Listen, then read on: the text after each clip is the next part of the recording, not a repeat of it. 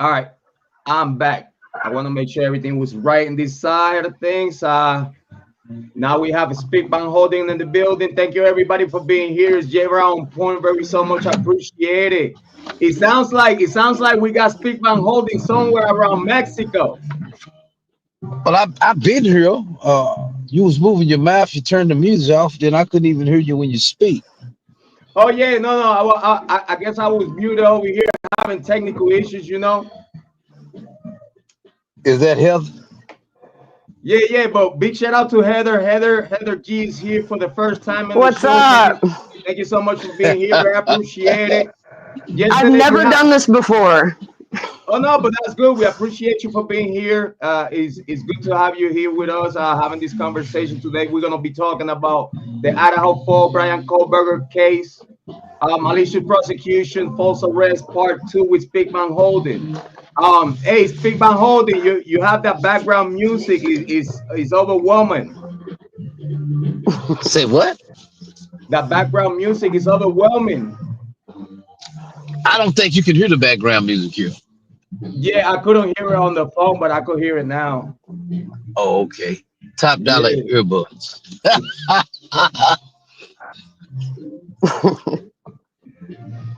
Hell, I had never seen you in person. Could So you hear me? Heather, I don't know. Oh, I got you. Yep. Hey, I got you now. Hi, guys. How you doing? Good. This is crazy. I've never done this before. Thank you for having me on. No, that's okay. It's a pleasure. It's a pleasure to always have new guests in the show. Though we're talking about the Idaho 4 Bryan Kohberger case, malicious prosecution, false arrest. Before I continue the show, Speak Bank Holding. The background music is driving me crazy. Well, it ain't really much I can do about that. I wasn't planning on being here. Sounds like you're in a bar. Well, actually, I'm here with a friend. They had to do a birthday party. He's the accordion player, and I accompanied him. And hey, brother, but listen, we could always reschedule. We have Heather here. We could talk about the case with Heather. If you want, we could always do it tomorrow. Okay, that's cool. But I hate I can't do it tonight. But I understand. See, I didn't have the headphones on it. I'm gonna need the headphones because. Okay, just schedule me for tomorrow. And it's good to see you in person, Heather. You're looking good. I ain't trying to hit on you nothing, but I'm just giving you a compliment. Thank you. I appreciate it. I'm getting old, so I'll take all the compliments I can get. Hey, you ain't the only one getting old. Yeah. It's a journey.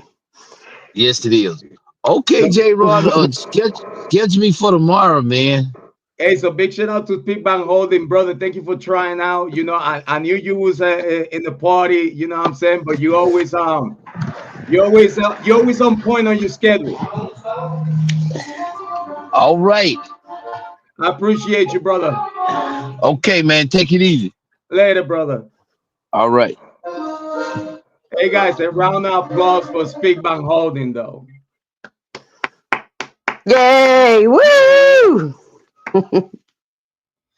At least he tried though. He always try to be very responsible with scheduling. He's an amazing guy. Very good in true crime. Very good helping out people that is running into trouble in court. He self-taught the book of the law. He has represented himself in many cases and has represented all the people in cases that he actually every time he has visited the court to take care of a case, he has won every single case. So big shout outs and appreciation to Speak Bank Holding. Heather, how you doing? Your first time being here on the show. We're talking about the Idaho 4 Bryan Kohberger case, malicious prosecution, false arrest, question mark. This is the part 2.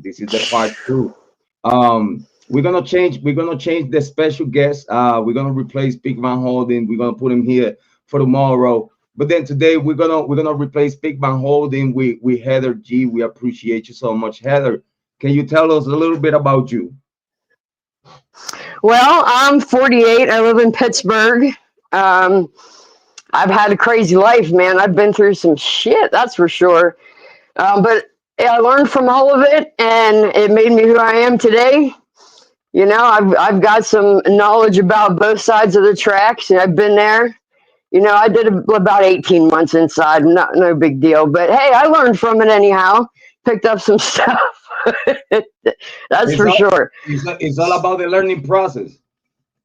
It is, you know. So I rebuilt my life over the last few years. I kind of flushed it down the toilet, so to speak, but I'm building it back up, and you know, I'm getting there. I'm getting there. But I'm stuck on this Bryan Kohberger stuff, dude. Let me tell you, man. Like, it's almost to a fault. Like, I feel like I need to quit. It's just every day I just can't get over what's happening here. What, Idaho? What are you doing? Like, I just can't wrap my head around this I, stuff. I tell you what though, I was browsing today in YouTube. I do that daily. Again, I'm a full-timer YouTube true crime content creator. So I was browsing over YouTube, and you could tell when the prosecution is looking real bad. Give me 1 second. You could tell when the prosecution is looking real bad, because it's like you get to see like the bigger content creators in true crime coming out so quick, and not a lot of people Oh yeah, pay attention boom. to that. Not a lot of people pay attention to that because they don't see it with the eyes of a content creator, and not a pushing. They don't see it like that. They see it as like, oh my god, my favorite content creator just put a new content out about the case that I want to hear the most. But then Yeah. what they don't get when this particular true crime content creator, they don't come out too much. They don't. They put videos out because Yeah. they get a lot of views and they get a lot of revenue, so they don't have to be here as much as, let's say, a big shout out to Harsh Reality that he's here every day. You know, you can Listen, see I that love he's him here. in the morning. I need my horse in the morning. You know, about right about the time when I get up and I get my coffee going, I sit down. About 10 minutes in, he posts his video, and he just makes my whole day. Love you, Harsh. Big shout out to Harsh. We appreciate him around here, though. He has bring a lot of good conversation, and his tone, it's like all You can as tell he's a good dude. yeah, all as content creators, you could tell in the way someone approach the audience. You could tell how someone talk to people, and you could tell their cloth. Like you could tell where they coming from, and where they going about. So I do the daily dose of heart. I do. I'm guilty of it. You know what I'm saying, Yep. he's a good dude. Or we have spoken in the past and everything good. You know what I'm saying? Big shout out to Harsh. He don't like to be shout out by certain content creators, but I don't think that he's gonna bother him getting the shout out from your own point. Not from you, that's for sure. Yeah. We on the same side of the tracks, even though in the way I bring the conversation is a little bit more real, like more like down to Right. earth. I mean, I don't come here. We try to talk to you in a way that's gonna hypnotize you. You know what I'm saying? I'm Yes. not trying to look for Yeah. that. Yeah, I I'm looking for understand the that people. I'm completely. looking for the people that could relate with me, and only a few.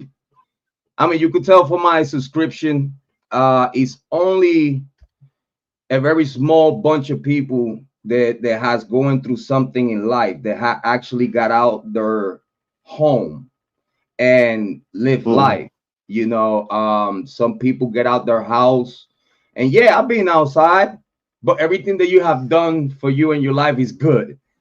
You have not made mistakes. You're You are right. You need to you're make not mistakes and learn. you're not gonna be able to think how we think that, early age. Again, 8 years old, I was already out and about. And it's sad to say that these days today it has not changed. Mm, Um, no. I'm still in the hood, so I see it all. I hear it all. Listen, you Oh yeah. if you want to know about everything that is going on in the hood anywhere, because everyone is connected in the hood. It don't matter where you at. Yeah. Well, I don't know if you know anything about the north side of Pittsburgh, but it's a little crazy around here. I'm about No, 3 miles listen. from downtown. I've been in Philly. I've been in Camden. I've been in Newark. I've been in Pennsylvania. Never went that route. They never went. I went through Pennsylvania, I-95, and shoo, Yeah, you right know what through I'm saying? But it. yeah, big shout out to Pennsylvania. Very close to us. I'm over here in Ohio. Big shout out to the Steelers. They got things going on. What you think? You think they get Aaron Rodgers? Listen, everybody's talking about it around here. You got half and half, you know. I have no idea. I don't pay attention to it. I try I to tell stay you away what. from it because I'm so close to it. You know what I mean? Like the ballpark's like just right down the road, and it's like everybody talks about it constantly. So when you're Yeah. here and you're in it, I'm the type of person. I'd rather go to the concerts, as you can tell by my my concert handkerchief collection on the wall. I'd rather go to the concert down at the stadium than worry about the game going on. I tell you what, I respect that though. I gotta say, it's a good thing have you here though, especially being so close because Pennsylvania, Pittsburgh, Ohio is all around, kind of like in the same area, count to the east. The east side of things. You know what I mean? I'm a little bit Yeah. more in the Midwest. You know what I mean? I never was this far in the Midwest in my traveling, but I'm glad to be here in Ohio. I found out about Ohio real quick and the culture, and it's good here though. It's good. It's okay. Listen, Buckeyes, let's go. Yeah. I've been to the So, Rock and Roll Hall of Fame years ago. That's about it. That's all I've been through in Ohio. nice. So let's start the show. What about if we start the show and have a Here we conversation go. about the Idaho Fall Bryan Kohberger case? So today we freestyling. We have a little sketch of a pre-show what we was going for today with Mr. Speakman Holding. But now that we have you here, Heather, which we appreciate you within this conversation of the Bryan Kohberger case, which is very, very interesting. I wanna listen to you. And what have you listened to this case from the very top? Let's say from the very beginning of when it happened. Well, when it first popped off, I was on it. It was right about when Murdoch happened, I believe, right? The Murdoch trial. It was right about then. So I was paying attention to that. So of course this Kohberger thing caught my attention then, and I was on it for a while. Then it disappeared in my life. Didn't really hear much about it for like a couple months. And then it popped back up again, and my algorithms. Oh yeah, the Idaho. So ever since then, for like the past 6, 7, 8 months, every day, I've been reading about it, watching videos about it, going over the paperwork with all of the creators online for hours and hours on end about it. So I would like to say that I know quite a bit, quite a bit about it from following all you guys and doing my own research on the side. I'm pretty informed on what's going on, and I'm just like So you know what though? discombobulated. I'm very curious about people's opinion. I don't know if you has followed a little bit about my show, but I'm one of those that is like very critical to certain content creators, certain and I don't know if you have followed this show, but when I have to say something about certain content creator.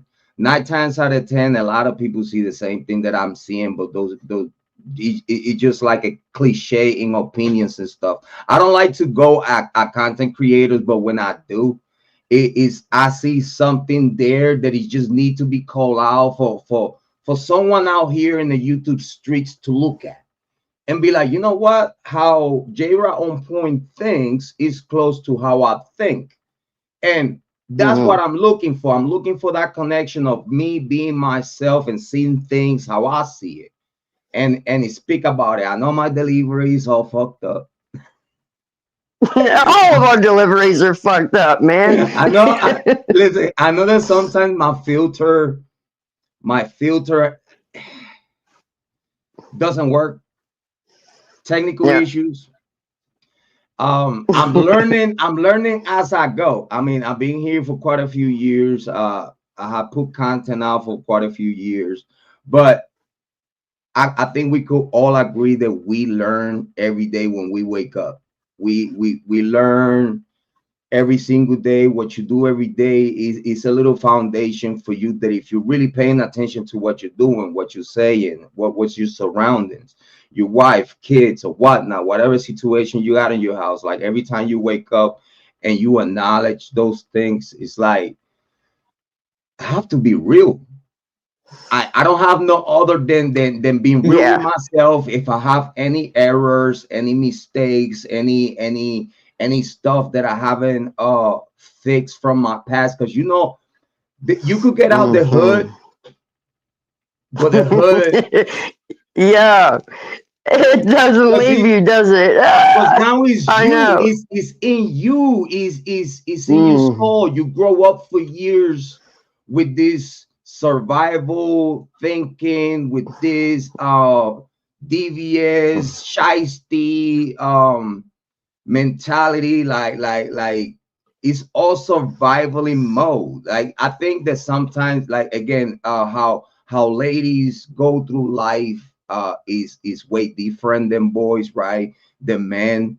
um but I think we could agree in certain things, like, again, if you have, again, going through something within the streets, or one that you have learned something, it's like we could all agree that it's a lot to learn there for us to not keep making the same mistakes, you know.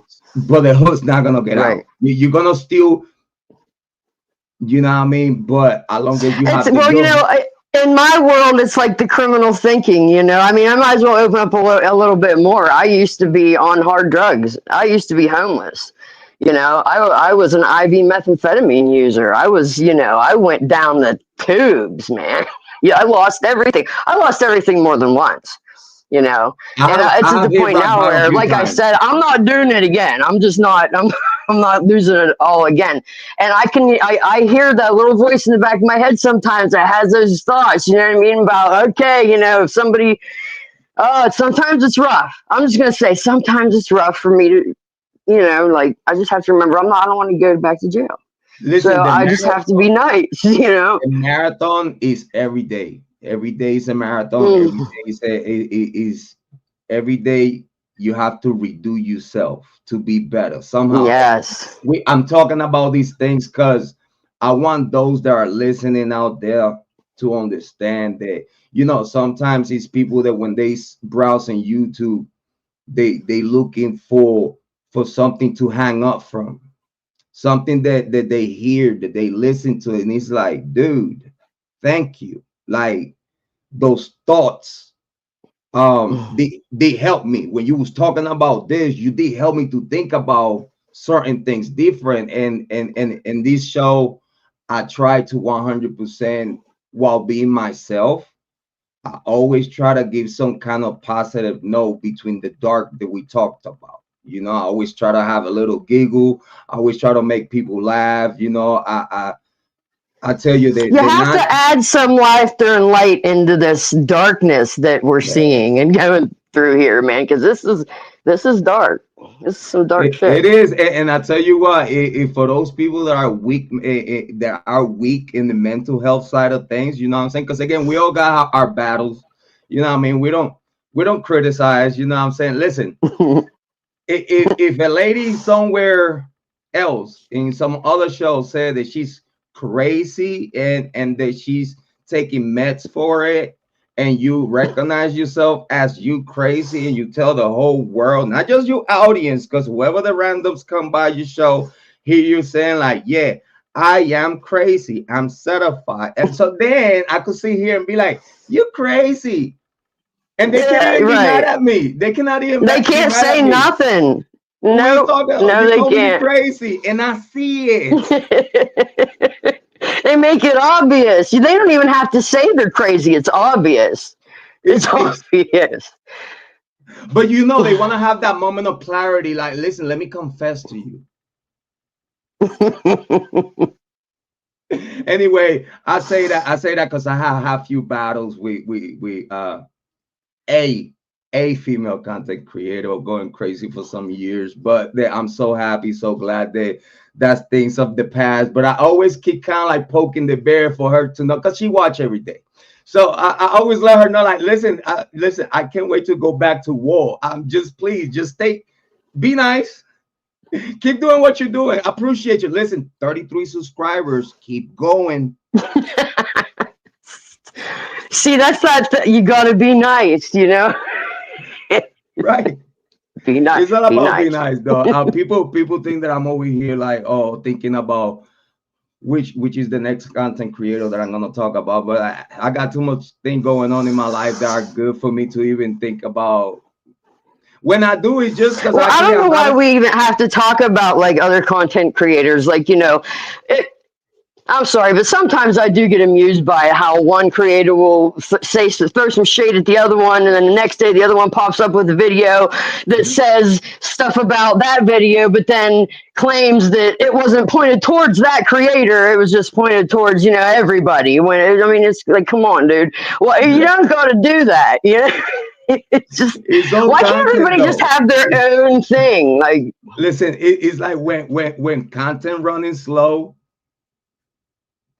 you need to find you content. gotta make some. Listen, it's money to make out here. You just gotta just use your imagination, and it's all about, you see, because I get it, because it's when some content creators go on other content creators, they don't do it in the way that is actually either funny, or you could be that it's not really like a bad intention of it. But you know, they make it in the way that, yeah, meanwhile I'm talking shit about you, I'm just roasting you.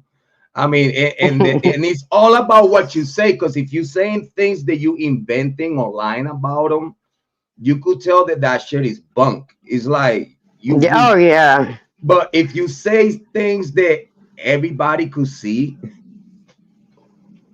then now everybody is like, like, Like but some of these creators, I feel like they should go work for the prosecution in Idaho, because they are, you know, putting shit together in puzzle pieces where they don't fit, and like just drawing pretend lines and stuff. Like, yeah, they're losing it.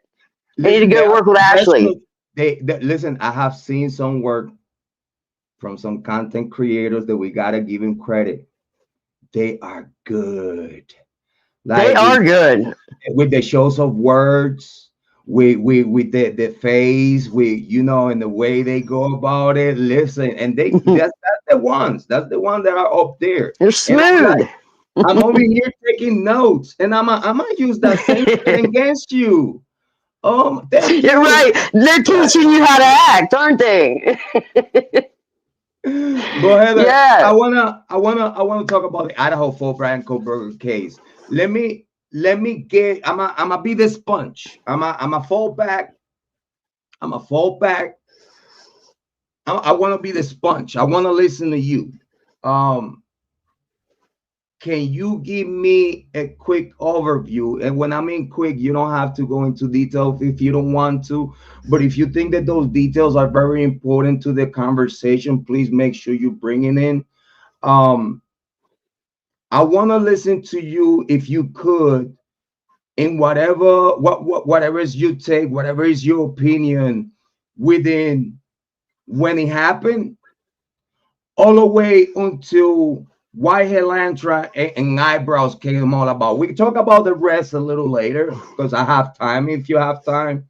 But I want Oh to talk yeah. about whatever is your take, whatever is you imprint Forrest as when it happened, whatever you know. Again, you don't have to, just be yourself. I know it's your first time, but I really want you to be yourself, and you just give us um what you think about, and I could bounce from you about it. Um let's start with the when the killing, um whatever you know before the 911 call, if you know anything before the 911 call, which is like the 7 hours and whatnot, the way about it. Okay, if you have takes on Mm. that, please bring it up. Let's talk about from the beginning, 7 hours, 911 call, to before Bryan Kohberger, because that, if you ask me, that chunk of timing, that time lapse is where everything is. The Bryan Mm. Kohberger, at least just in my opinion, I could be wrong. After Bryan Kohberger, or far as soon as the eyebrow pop out, everything was poop. At least in my opinion. But I want to listen to you. I'm falling back. And please make sure everyone, big shout out to Amy Conway, she on the chat.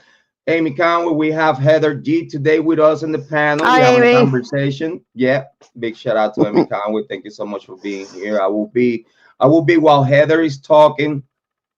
I will be doing some production. I will be going to the chat to make sure that we get to see what our people is talking about in the chat. And big shout out to Heather G. Thank you for being here. And I digress. Okay, well, from the beginning, let me just say it like this. Has anybody ever thought of maybe this was planned out so well by somebody, whoever, that Bryan could have been actually chosen to take the fall for this? Because in my gut, my gut wants to tell me that he did it. Like I feel like my brain says he didn't. You know, my thinking logical brain says no. You know, my bone marrow says yes. And so that got me thinking, okay, well, you know, let's say he didn't do it. Well, then this man is the absolute perfect fall guy. And this is could be just bigger than anybody even realizes, because there's so many different things that could have happened here. This fraternity fight, Kohberger fight, drug related thing. So many different things could have happened, could have been what really went down. But I can't get over the fact that everything, they have nothing. They're piecing things together. This IgG crap, I can't even talk about it without getting a migraine. It's such a ridiculous piece of garbage that, okay, so they can't even use that. All right, so they don't have anything. They don't have anything that's going to put this man away for this murder. Not that I've seen yet. But when I just go back to the beginning and I think, okay, they didn't have anybody for, you know, they didn't hear about him until December the 20th and all this crap. The FBI pops in and says, I know, hey, psst, you know, Bryan Kohberger, but you go make it happen. You know, whatever. We're not going to show you how we figured it out. We're not going to do any of that. Just go figure out, make it happen yourself. That makes me sick. It makes me sick because at that moment, Heather, I'm sorry for interrupt you. At that moment, exactly what you're talking about, and I want to digress right after this because I want to keep listening to you because I like your pace. At that moment, when the FBI tell Moscow PD about Bryan Kohberger, Moscow PD already have Bryan Kohberger phone number. And that's literally out there. And when the FBI tell Moscow PD, you should look into this name because these whatever IGU are expert, they say to them, are expert things is her opinion. It's not a fact.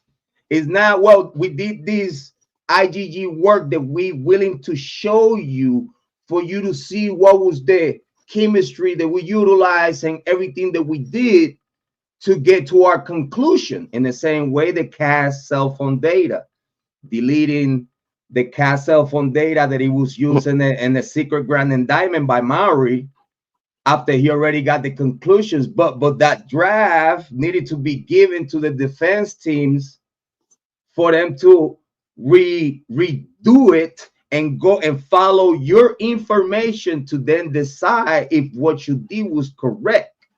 This all is used for the purposes of okay, in an IgG, it's only an opinion of an FBI expert. It's an opinion. We believe it's not a fact.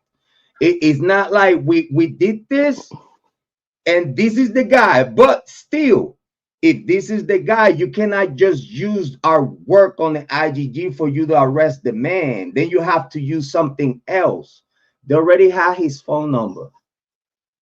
Yeah, and listen, I have like 2 DUIs on my record. I don't have a driver's license right now. I've been pulled over a million times. Not one time has an officer asked me for my telephone number. Not one time. Okay, hey, can I get your digits while we're here? I think his phone number. I think his phone number is because he got certain kind of a particular police enforcement insurance. His phone number pop up when they running the insurance. His phone number pop up. Oh, It's not okay. like because it doesn't show in the camera him voluntarily giving the officer his phone number. Is not nowhere on the clip, and if he's there, they took it out. But they say that. Even though it's not in the clip. That's what they say. They say just to make it look like, yeah, he give. And then I'm over here on the live stream saying like, so if Kohberger give the phone number to the officer, it was with the intention of dating.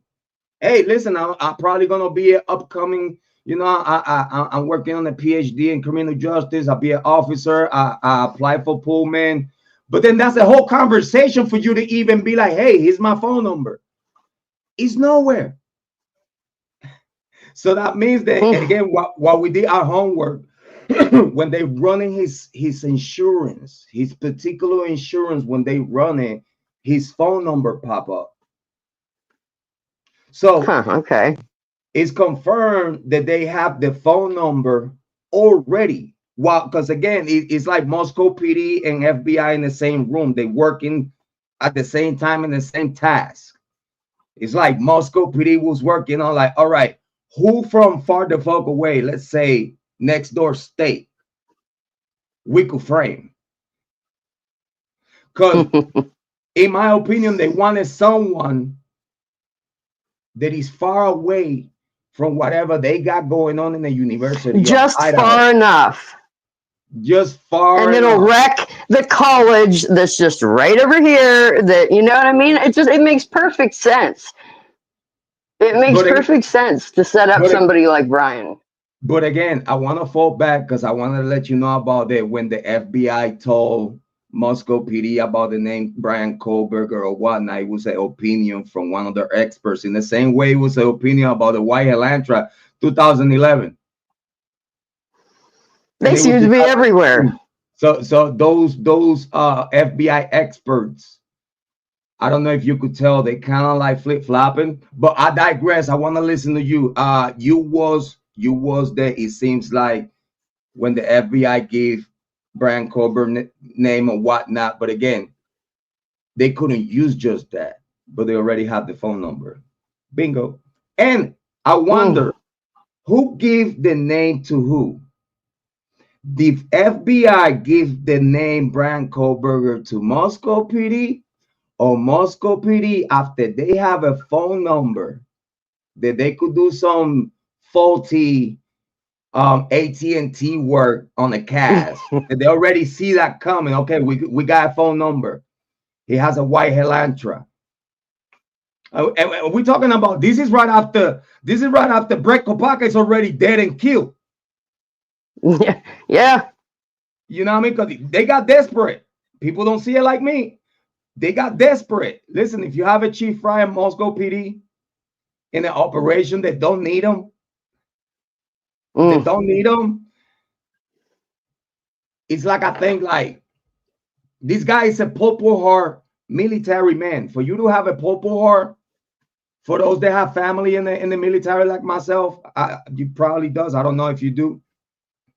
But for those that actually know, for you to get a Purple Heart, you really have to do something amazing in the military for you to get that. And the only way for you to do that, you have to have an amazing mind. It don't matter what PTSD you got out of the war. It don't matter what's the PTSD. Your mind still. I don't know if you watch Truth and Transparency with Lana. I love her. She's amazing. But she was reading, I was doing the dishes and listening to her read this paper, and it said in there, somebody wrote an actual paperwork that they're basically chopping up Kopacka's death and putting it as a casualty of the Afghan war. Like, not like a, you know what I mean? Like that's what they're attributing his death to. Same, might as well chop it up to a casualty of the Afghan war. That's actually written in some sort of official paperwork. I heard her say it, and it just blew my mind. It blew my mind. Yeah, that was on the forensic report. Even Casper West, he pulled out the alleged forensic report. And again, by the way, big shout out to Lana. I pick on her here and there because I like her work, but I do pick on her. In a good way though, in a good way. But it's particular to say that they say that it was no foul play and it was no fault of the police. But then in the forensic side of things, because you know that Pullman and Moscow and Moscow have total control of forensic department, everything that it has to do courthouse, like these people, Pullman and Moscow and many other states in the United States of America, many other small towns that everyone is family and everyone knows everyone, especially when the outsiders, they start kicking them out because they want their own people within the surroundings, because they just want to control a chunk of land in the United States. And they're not fighting for it, just utilizing the Department of Education, the Department of Health, and the Department of Justice through the school system, infiltrate it all. And now we all controlling narrative. Now we all controlling the law, because legal loopholes, dirty legal loopholes could be used. And who's going to criticize us? Because he's in favor of the law anyway. Like, especially. Yeah, I think they felt like they were smart enough and big enough, you know, to create some shit show to pull this thing off, to pin it on a guy, found the perfect guy to do it. But they just didn't do it right. They effed it up, and now that they showed their ass. Heather, how you feel about it? They really did. How you feel about the 7 hours of wait before? How you feel about the time before the 911 call? And what is being talked about it? What is being said about it? What do I think about what's being said about it? Well, I mean, obviously, what's being. Yeah, go ahead. Well, what's being said about it, I mean, you know, it creates so much confusion and so much doubt as to what was really going on, especially after those text messages came out. You know, they were up talking. They were communicating just fine. They were on Indeed. They were on Instagram, Snapchat. So picture this in your mind. Like, it just was so hard for me to do. Picture this in your mind. You got those two girls in the house. Okay, the thing happened. Dylan's frozen shock phase, and she runs down to Bethany's room, runs past the exit to the house, past the damn exit to the house, and barricades themselves in a back bedroom, and decides that's a good idea, that they want to stay there. That's the place they want to be. And they're sitting there, and they're on their phones, and they're maybe falling asleep for an hour or two, whatnot. All while there's four massacred bodies in the house. That interview with Steve Goncalves the other day, the things that he was saying about that time period, that blew my mind as well. I don't think really anybody can put together exactly what was going on right there, just because of there's so many different apps being used, people being called, text being sent, pictures being created, deleted, modified. What did you do to modify it? Zoom in? Like, I don't understand that part. Creation, modify, then deletion. Okay. Well, you got all that. You can't tell me they didn't know what was going on way before that. And WSU mom Kim, she was right. I mean, I have to say it. She was right. She came out and she said what was really going on, and I appreciate her for doing that. But that 7 hours, man, that's where the story lies. That's where the truth is. The truth is in that 7 hours, and you know, it just makes me really sick. And you know what, though, big shout out, big shout out to WSU Kim. Big shout out to her, because It's something. It's a W for her, but it's a L at the same time. Listen, we love and appreciate Kim for let the whole world know that way before 911 was called, people in WSU, students in WSU, her daughter in WSU was in Snapchats knowing what was going on inside the house. In the whole other state, across the state, way before the 911 call, WSU Kim daughter allegedly, she knew what was going And on that's inside of another the reason house. why I think there might have been a little bit more of little bit more into the whole involvement in Washington, Washington State and all of this. It's in They cahoots. knew in cahoots, total cahoots. I was looking for that word. In cahoots. Well, have they been? Here's my question: have they been in cahoots so far back? So far back is that there was so much thought put into this that it was a frame job from the jump. Not quite sure that it was okay. This murder happened. Oh shit, we don't have anybody. Oh Jesus, it's a month later. We got to hurry up and figure something out. No. I think maybe they thought about it a little bit beforehand. I don't know. Maybe I'm wrong, but I just have a feeling those shiesty bastards were You know, back there talking for months and months. it sounds like to me like it's two ways to go about this. At least in my personal opinion, is two ways to go about this, and you're free to let me know if you disagree with it. But one, due to they know that nothing moves. We're talking about Greek community. We're talking fraternities. We're talking University of Idaho. The absolute control of everything of the whole program and the whole system that they got going on is Scott Green. Mm-hmm. That's the number one person that is running the whole show. Why was he Nothing involved moves in all the without. police conferences? Why did he have a seat in those damn little sessions they were having? He doesn't belong there. As a matter of fact, I think isn't that illegal? University's not supposed to team up with local law enforcement on anything for this Because it's exact students, reason. because it's students and the University of Idaho and Moscow PD have contracts, multi-million-dollar contracts, because Moscow PD assists the alumni Mm.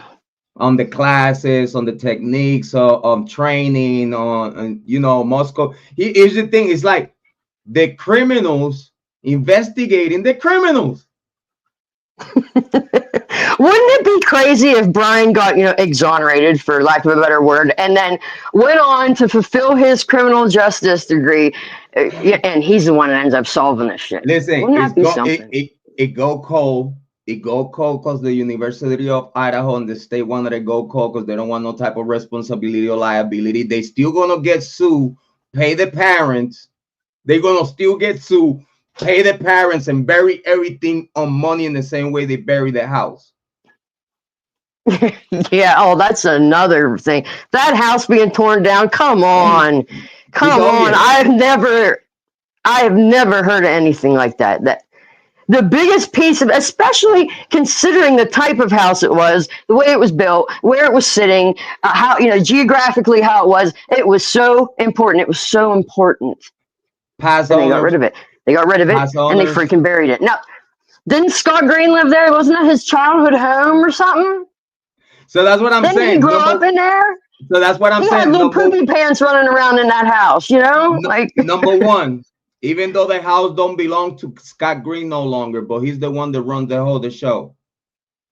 Due to the youngins already know how many murders the school has covered with the help of Moscow PD. This is something that is urban legends, that these stories are confirmed secrets between them. Fact. Because I know how shit go in college. I was in college. I know about sororities, fraternity. I know how shit roll with them. At this day today, I still have communication with deans of colleges around here. I still talk to deans and I ask for advice as far as what the procedures of college is all about. Like they not gonna tell me the bottom line, but as soon as I hear what they have to say, I confirm what I already know, because they tell me the same thing that it was told back then. They're not gonna tell you in written, but the rules and regulations and what you need to do is gonna be given to you verbally.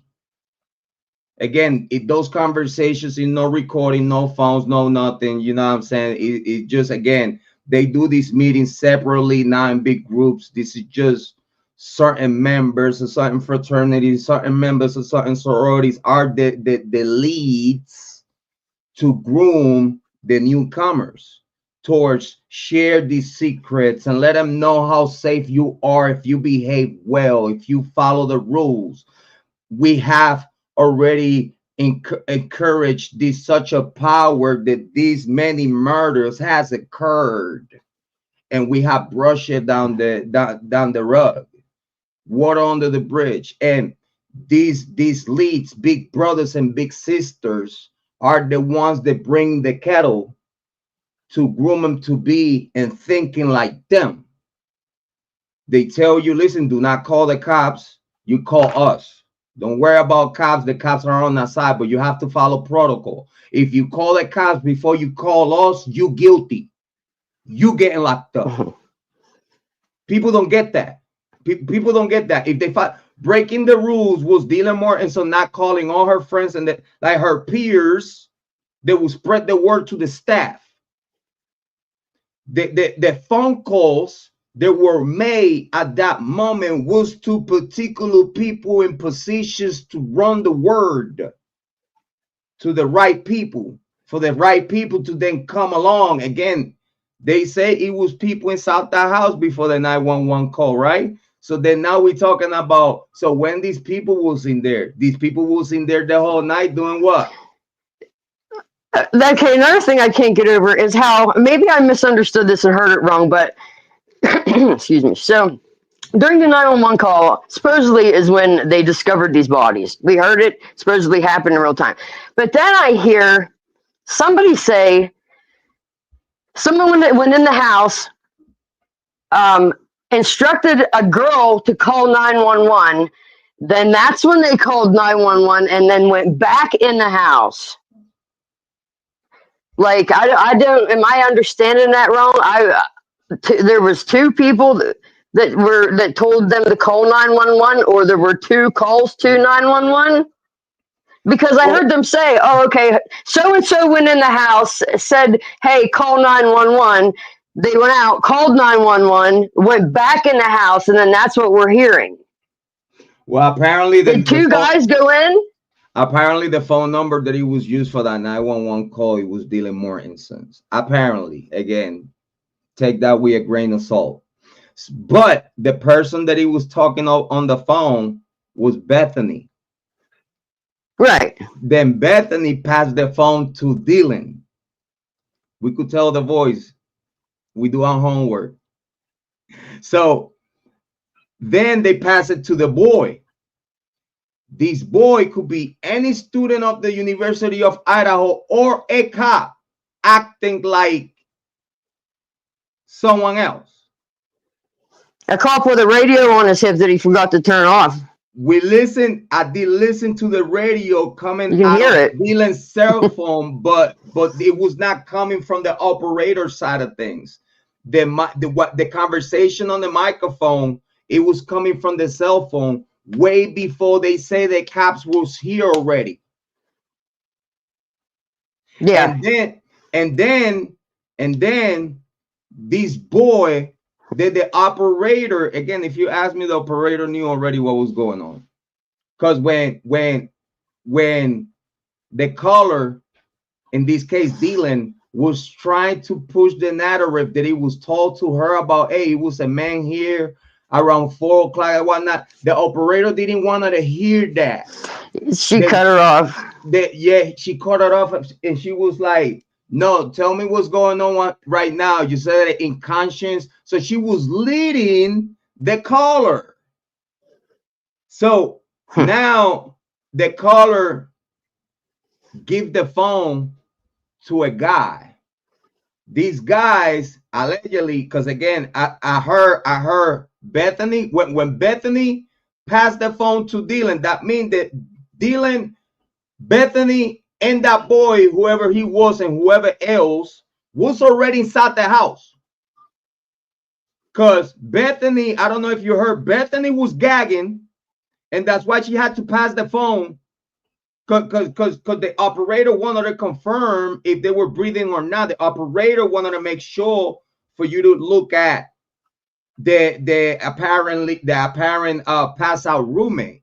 So when they say like we have to do this, now they walking inside the house because I hear it, and Bethany start gagging.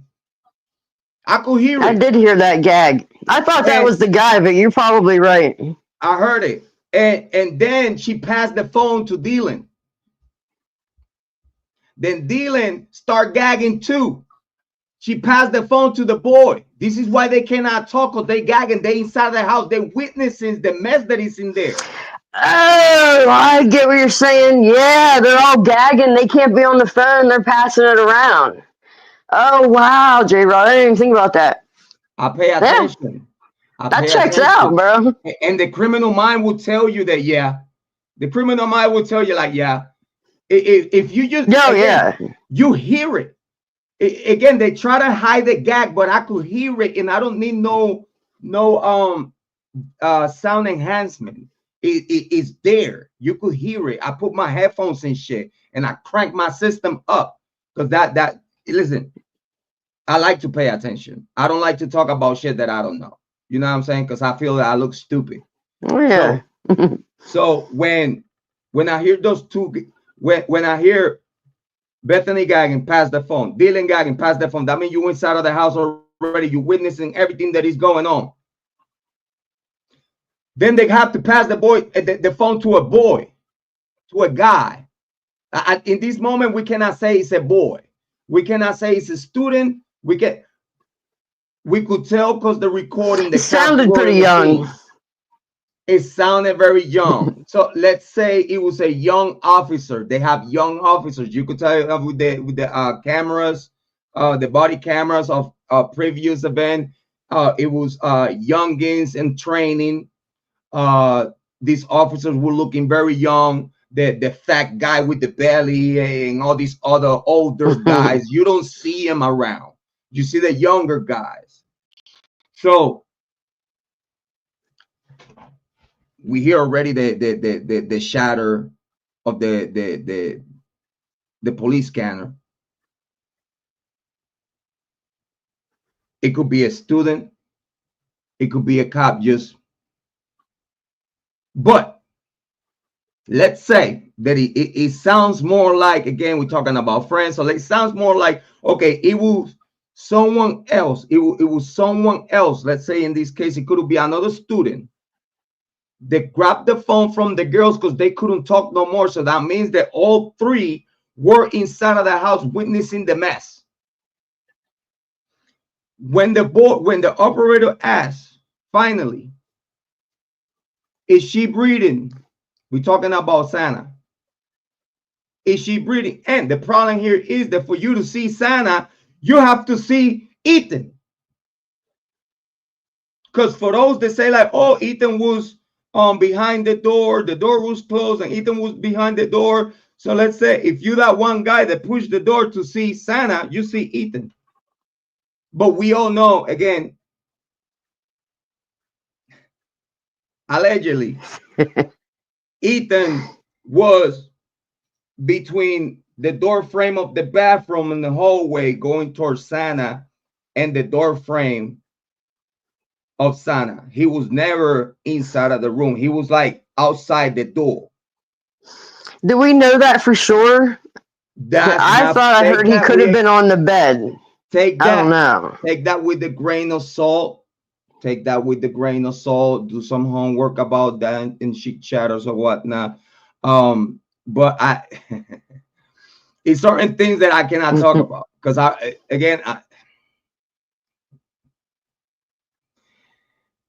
already has been in contact with Moscow PD from the very like 2 weeks after 2 weeks after the killing, like right after they clear everyone. The next day, I think it was either the next day or the same day that I knew that they cleared everyone. Then whatever homework I have up to this time and moment, I was I was so sure that everything that I had in hand that I was one of those keyboard fighters. The call, the tip line, again, it was first, last name, like I identify myself, content creator, YouTube, Jrod Point. This is my channel. Anyway, they knew all my information. This is not a tip that it could be considered as a it's a word for that. It's not a confidential tip. The 9 times out of 10 cops gonna take a confidential tip and be like, we cannot use this because it's not a first and last name that we could protect. You know what I mean? So knowing that, okay, I was like, I'm gonna force you to investigate this shit. And they still didn't. Because few days later, the eyebrows pop out. So I did report everything that I knew, everything that it was literally timelines, suspects. I told them, you know, that the suspect that you just clear is the people that you need to look into, right? I also told them, like, you know, the University of Idaho don't want no blood in this, right? Like, do you know this? Like, I'm talking to these cops like they stupid. Respectfully. They already know. I feel like they already know. I was being respectful to them. But what you said that they knew, everything that I told them, they knew. You know why? Because they changed their attitude as soon as I told them. After you know, if you talking shit to the cops that they feel is shit that they don't even need to listen to, they'll have, thank you for calling. We appreciate you. Have a good day. I talked to them for 35, 45 minutes. I bet you they were freaking the fuck out like.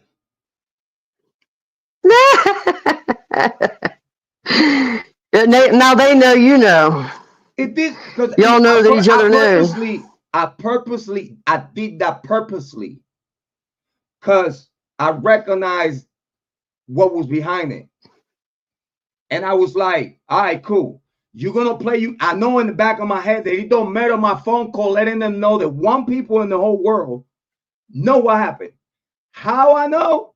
It's for people to find out, but it's for me to work my case. Again, journalists not gonna tell you their sources.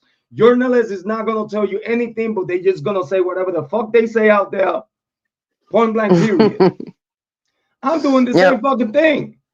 I'm doing the same fucking thing. Listen, I'm saying what I'm saying is for you to do your homework. If you believe me, believe me. If you don't, you don't. If it doesn't make sense to you, hey, what you want me to do? I'm just here to give you what I think. What my mind is telling me, far as the homework that I have done, far as whatever I do to know what I know. So, so many content creators hate me because, and they don't wanna give me credit because since 2022, I've been telling them. The day that Bryan Kohberger got arrested, I turned on my live stream. I was cursing the fuck out of everyone. I was like, what the fuck y'all doing? Because now you see content creators. Hey, we got him. We got him. And I'm like, did y'all do your homework? Like, sometimes it's like, did y'all pay attention to this case? I can't watch it. Some of them I can't watch. And it takes like 3 minutes and I have to turn the channel. I have to turn it off. I feel like, I feel dumber after I listen to them talk. Is the vibe that you get, okay, is one thing that people don't understand. We all humans, we all connected. People don't get that. People think like, well, we all different. No, yeah, we all different. But males and females, we all are connected. They don't get that. We humans, when someone is talking to you a certain way, when someone is like, okay, you're in the search of information, but then during that look of information, you have done your own homework and you have your own opinion. But then you sit there and listen to a content creator that is his tone, his poise, in a way he or she's telling you, and then they put that eureka moment and bombshell and breaking news and they're revealing and it's like, I look at Rod, it's like, what the fuck is this? Because it's like you say, it takes me like me, I force myself to watch. I do. I force myself to watch. I torture myself to watch because I pause no diddy. I have to get what they getting. I need to know if what they saying, I get the confirmation of all malicious intent, or that you use a fucking dumbass. So if I think there are a lot of dumbasses, honestly. Because again, you see those content creators, they get very creative to make their point, and it's very and you could tell that it's a smartness behind that. And you could appreciate that because it's like, bro, you trying. I could appreciate that. E for effort. I give him E for effort, you know. But then you have those other content creators that bring the revealing and bombshell and breaking news. But then they talking about Aryan Nation and all this other shit and Bryan Kohberger and the parachute landing on Kiely's.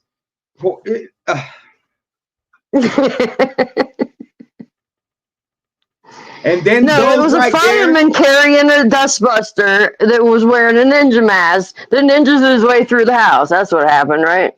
The tunnels. Oh, yeah, don't forget the tunnels.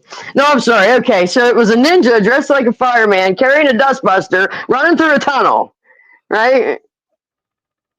Fight Club. I mean, it's a fight club. It is actually, like they do fight. They do.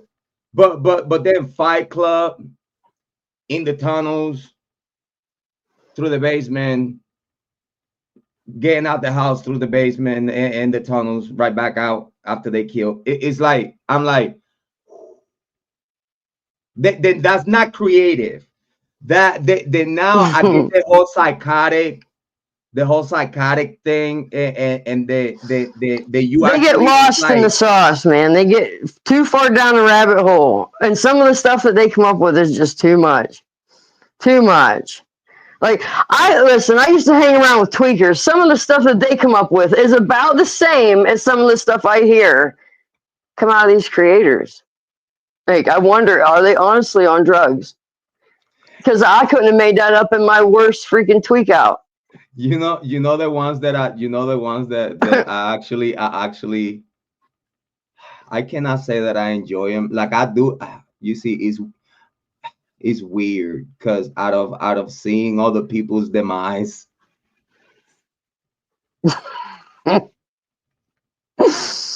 See, you're supposed to be, not the thing I was talking about. You gotta be nice. It's so hard. I'm talking about Forrest's content. It's not the personal life. I'm talking about content. Right. It's like I listen to their content and their content demise, and it's like, I cannot say that I hate it, but I enjoy it. It's funny when their theory starts to fall apart. When it starts to fall apart and it's falling apart hard, and there's nothing for them to hold on to, they will just grasp at anything to be like, "Hey, but I might have been wrong about this, but I was right about this thing over here." And it's like they just have to be right, and when they're wrong, they can't just be wrong and be like, "Well, that wasn't it." Legacy Moving media, on. right? Like legacy media. Legacy media does mention a little bit about, they don't even, you see, I don't know if you realize, but legacy media, they hint towards stalking, but they don't say it. Why? Because Bill Thompson already said on record in court, like, for fact The Bryan Kohberger and the survey arguments when Bill Thompson he was talking to the guy in the survey, the lead in the survey. But Yeah. you know for fact that Bryan Kohberger was not stalking the victims. His whole case was over. Done. Finito. Caput. Se acabó, I really güey. don't see this going to trial. I don't see it. I don't see this going. Because you know the cell phone data tells you that Bryan Kohberger was around the house even in the early mornings after the killing, but the cops said that it was no indication of Bryan Kohberger being around. Did you heard that? Yeah. It's like people don't heard that. So then you get these content creators like Bryan Kohberger was stalking them on Snapchat. He's a female. and then nah, let me stop. I'm gonna be nice. Stop. But you heard these content creators like saying things that they mislead people to think that Bryan Kohberger was harassing and stalking these victims when the main prosecutor of this case, the person that made all the calls, the person that give all the green lights, Bill Thompson, said in court on record. I have it on video. It's undeniable that you cannot use a harassing or stalking narrative from Bryan Kohberger no longer. Yeah, because it didn't happen. And then you see these content creators. Big shout out to Rockshot. Big shout out to Amy and Rockshot. Ladies, I don't have the StreamYard is not working, and I don't know why. It's not allowing me to share what is being said on the chat, and that really aggravates the heck out of me because you know how I am with y'all. I'm so disturbed about that I can't share your comments, but I see you though. I see. Big shout out to Rockshot. Big shout out to Amy Conway. We're gonna be reading some comments in a little bit. Let me get this content out with Heather G though. Big shout outs to y'all. We love y'all so much. Thank you for being here. It's some new court docs that is crazy. It's sad for me to say that to see some content creators that even though the details of the case is out there, they only want to talk about the negative about things. They don't want to give the guy the opportunity to have people that actually care about the case. Because again, I have said it over here, we talking about the situation of Bryan Kohberger, but it's not really because we care. Like we do, but we don't. We really don't care about. I see it that Bryan Kohberger is on the way to justice. Like he's on the way. Like this case don't have nothing to do with him. Why we even in court with this guy when he's already, I don't want to say proven, because again, this litigation is still in court. But if you ask me in the public eye of those that actually have paid attention, it's already bottom line proven that it's literally a waste of time. It might be a year, it might be 2 years. We don't know how long this is gonna be. But that's another thing. The more time you put, the more time you put in between the crime, you know, and the end game, the more opportunity there is for evidence to disappear, people to die, people to disappear, you know, anything can happen. So maybe that's part of it. They want this to go on for forever and forever, because the further away they get from the time that it actually happened, the less, the less you're going to find the truth. If you think about it, these been happening since the beginning of the killing. Since the killing happened, These young It's adults been a got circus. these young adults don't even have a time of death. I know. By forensic work. By forensic work. They, all right, let me explain myself. This killing happened. Okay. Either. Because again, we already know because we already did the homework on the grub truck. The Kiely and Maddie left the grub truck by 1:58. The latest 2 o'clock. It takes a couple of minutes to get to their house. People said that they took the dog out. Okay, I believe that. And what people don't want to talk about, if Jack is in the club, Kaylee's in the club, Maddie's in the club, who's taking care of Murphy? Can I have a witness? Good question. Can I have a witness? Is it Murphy locked up in the cage all this time for hours and hours and hours? I don't think so. Because if someone loved that dog, it was Kiely. So I don't think that Kiely, for her to go and hang out, she'll leave the dog on the cage. I believe that she will leave the dog being taken care of by someone.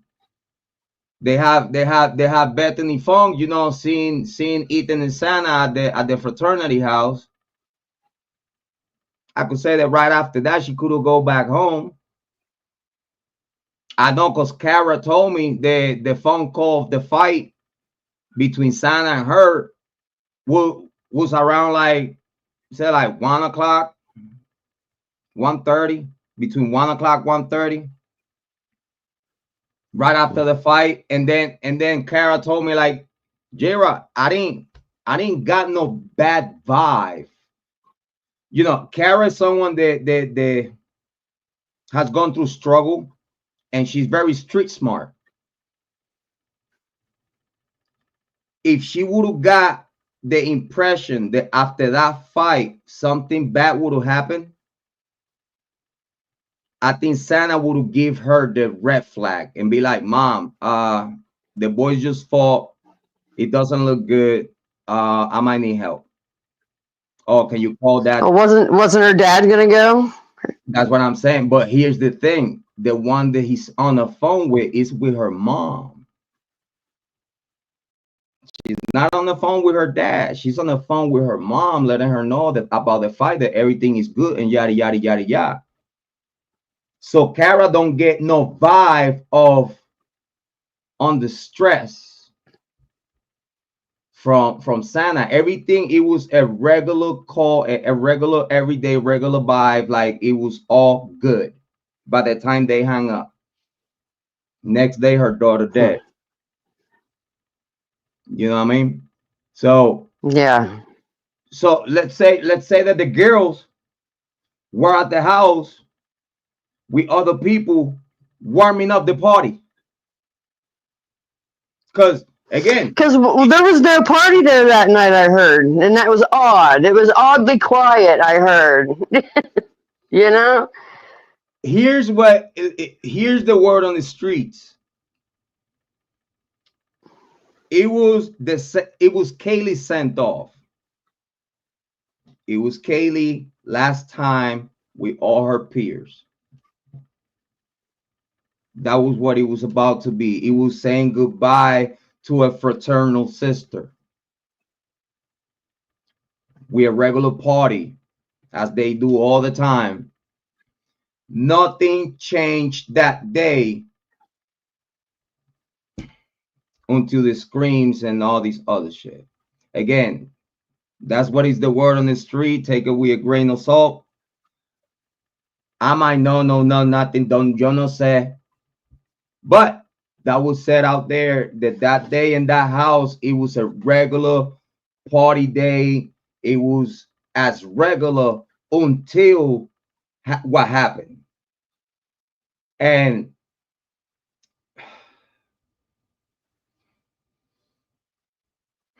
if you ask me, is no one could get closer to the victims than their own peers, especially in the house. Because the boys, they hang out in the house, is a close niche of friends. The Jack, Jake, Young Jack Showalker, Adam is part of that circle. This is the boys that control everything that is going on inside the house. Again, it was a fraternity house before. Do you think they're gonna let that shit go now when they got girls inside? Oh shit! Now, wow, it's gonna be a sorority house? Yeah, you know that back door is open, bro. Oh shit. Because it was also on record that a back door didn't have it didn't have no mechanism to lock. Man, everybody's tripping about those two bar stools being down there, up Yeah. against the. It was keeping it from anybody coming in and out because the door was broke. It isn't the only way that you could keep the door shut. So if you ask me, right, if it was no party that night, let's go with the narrative, right? If it was no party that night, so that means that those stools, those bar stools, was behind that door.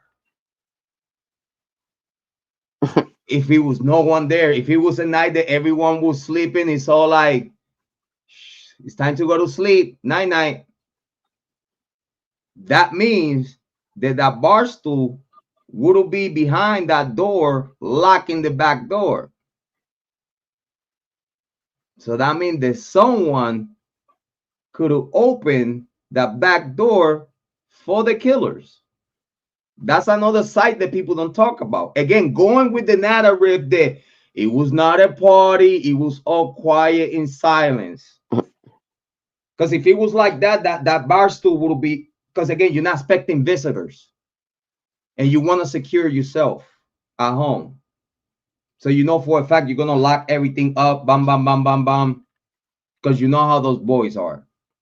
If it was a quiet night, but if it was a night that it was party, you know that back door is open, it's people in the kitchen, it's people in the hallway, it's people on the stairs, it's people in the living room, it's people on the first floor, it's people, you know what I'm saying? They're like, right. You know someone getting killed tonight. What? So let's catch a body. We killed tonight. And this is why those boys in the Banfield was found walking, because it would and talk about bushy eyebrows. When everything happened, for the word, you got two big eyebrows at Banfield. Right. For what we talk about, for what is being said out there, when the crimes started to happen, that everyone inside the party realized what was going on, that it was not a regular fight between them because they were already toxic. It was a murder scene. If you ask me, everybody in the house realized what happened when whoever finished the third floor came downstairs soaking blood. And listen, these boys don't give a fuck. These boys, listen, if someone is in a trance, in a mind of that, with the anger, let's say drugs or alcohol, you probably wouldn't be sober wanting to do that, but you're already on a psyche. You psyche yourself to the point, and I'm talking about the person that committed this crime. For you to commit this one type of crime, slashing is not stab wounds. We're talking you slashing, opening flesh, limbs almost off, is guts all over the place. This is not stab wounds where you see guts all over the. When someone has an open wound, wide open, and all her guts out, that's not a stab wound. She did not die because of stabbing. I don't care what anyone says. That has to be renamed. That has to be renamed, reformed, and readapt to that one particular crime. I'm glad you brought that up about. I'm glad you brought that up about the whole party thing and being in the mode and getting all amped up and worked up and ready to do this thing, because if you read what they're saying about this car's activity, the supposed his car and where it drove, how fast it drove here, how slow it drove there. Oh, it must have parked and stopped here for 2 minutes because we don't see it again on the camera until 3 minutes later. That's not pre-quadruple homicide behavior. Like, you're not going to drive 20 miles an hour down the road like you're just smoking a doob or something. You know what I mean? No, that's not what's going on. Like, you know when that happened? Yeah. You know when that happened? When it's a drive-by shooting and you're about to walk up on someone and you're going to shoot them. Yeah. That's what you do. That's not the only scenario. That's the only time that you're going to drive around and try to look for your victim and because you want to walk out or you want to just do a 187. You're gonna be driving. Listen, when Bill Thompson said that Bryan Kohberger was not stalking the victims, the whole car narrative, the whole cell phone narrative, everything else you could talk about harassing, and that's the reason why Bryan Kohberger did it, because it goes out the door. I don't get how people don't get the importance of a state prosecutor, the lead state prosecutor, the one that run the show, telling the whole world while live that Bryan Kohberger, for a fact, that means that he knows. That means that he knows. That means that he contradicting himself on data. That means that he contradicting everything that they talking about Bryan Kohberger driving around, the pictures, the videos, whatever you could say that you talk about. Is out the door already. You cannot use it. The DA.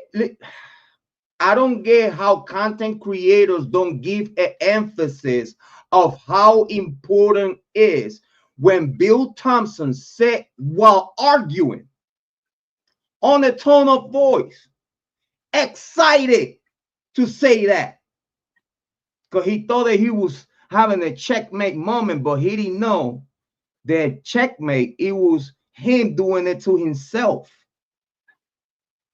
He didn't get that. That only happened when you're tricking people into something. That only happened when you're doing something that you know you're not supposed to do, and you forgot about it for a second. And your ego kicked up. You're an old man. Your ego kicked up. Your mental was not ready. You couldn't take that moment. Aunt Taylor set you up for failure. She knew what you was doing, setting them feet in the public through social media, through legacy media. The state prosecution will give, hey, here, put this shit out. And then now the prosecutor, everything that they were saying and talking about that he was bitching about, it was the same information that he put out. Yeah. And he's complaining about it. What you talking about? This is your doing. And then for him to make himself, and then for him to make himself look good, what he does, you know for a fact that Bryan Kohberger never stalked his victims. Is over. All arguments are out the door. What we doing here when all the evidence, circumstantial evidence, is based on stalking? And don't they have some weird definition of stalking in Idaho? Isn't it like, unless the person has to be aware of it, they have to be like intimidated or annoyed? I think I read intimidated, annoyed, or harassed. It has to be a police report. Okay. That he said, she said doesn't apply to the stalking. You could say whatever you say, but you have to prove it. It has to be a report. It has to be a case. It has to be something. You know, you cannot just act like, oh yeah. Kiely said she was being stalked. Oh yeah? Mm-hmm. Where's the proof of that? Where like just because you heard that she said that when she was alive, but she didn't call the cops, she didn't create an issue, she didn't have a case number, so it was not an issue then. Why say it? You know what I mean? Yep. Well, I think they need to look close to home. The ones that they cleared first off, I think are the ones that are the most likely to have the most to do with it. Yeah, especially a situation that Kiely was in. You know how many domestic incidents happen in just that fashion. Like a relationship ends, it's the last day. Da, da, da, da. It always circles some sort of event. It's the You only time know, that you have to get her. If you don't get her now, that's now it or the only never. time you're gonna get back is now or never. Why? Because after she leave, she's not gonna come back for a long time. Then she's going to Texas. Shit's gonna cool down. You probably forget about it. You get a new girlfriend like he did, and all this other shit. He Didn't the knew. other one go to Spain? The other one moved to Spain or something. Like He knew right he away. dipped. The He was only way, gone. and then Dylan gonna invite her as a plus one to an event that never happened. They didn't even get along, really. I heard. Like, didn't they weren't like besties in the house? And, Like and the thing is, why even saying that Dylan was the one that lured her to the house as a plus one when the Goncalves said that she just wanted to go and show Maddie her new truck and spend their very last time with her together. yeah, I've actually never. I don't think I've ever heard the Goncalves talk about this plus one thing. It was always go show Maddie your new car. You know, But that's all other I've ever people have heard. talked about Dylan calling her and be like, "Hey, why won't you come and be my plus one?" But and then again, it's no records of Dylan being with Kiely that night, but it's records of Maddie being with Kiely that night. Well, didn't Dylan go see Kaylee? I thought I read somewhere that she had. There was that one day, that one Friday was like the opportunity where she could have went to where Kaylee was at, because Dylan slips up and says it. She said, "What? I went to see Kaylee. She had a new car." I thought, "Oh, Kaylee, I'm so proud of you. You're doing so well." Right. What was that about? I've hardly heard anything about that little trip. That's weird. Weird as But hell.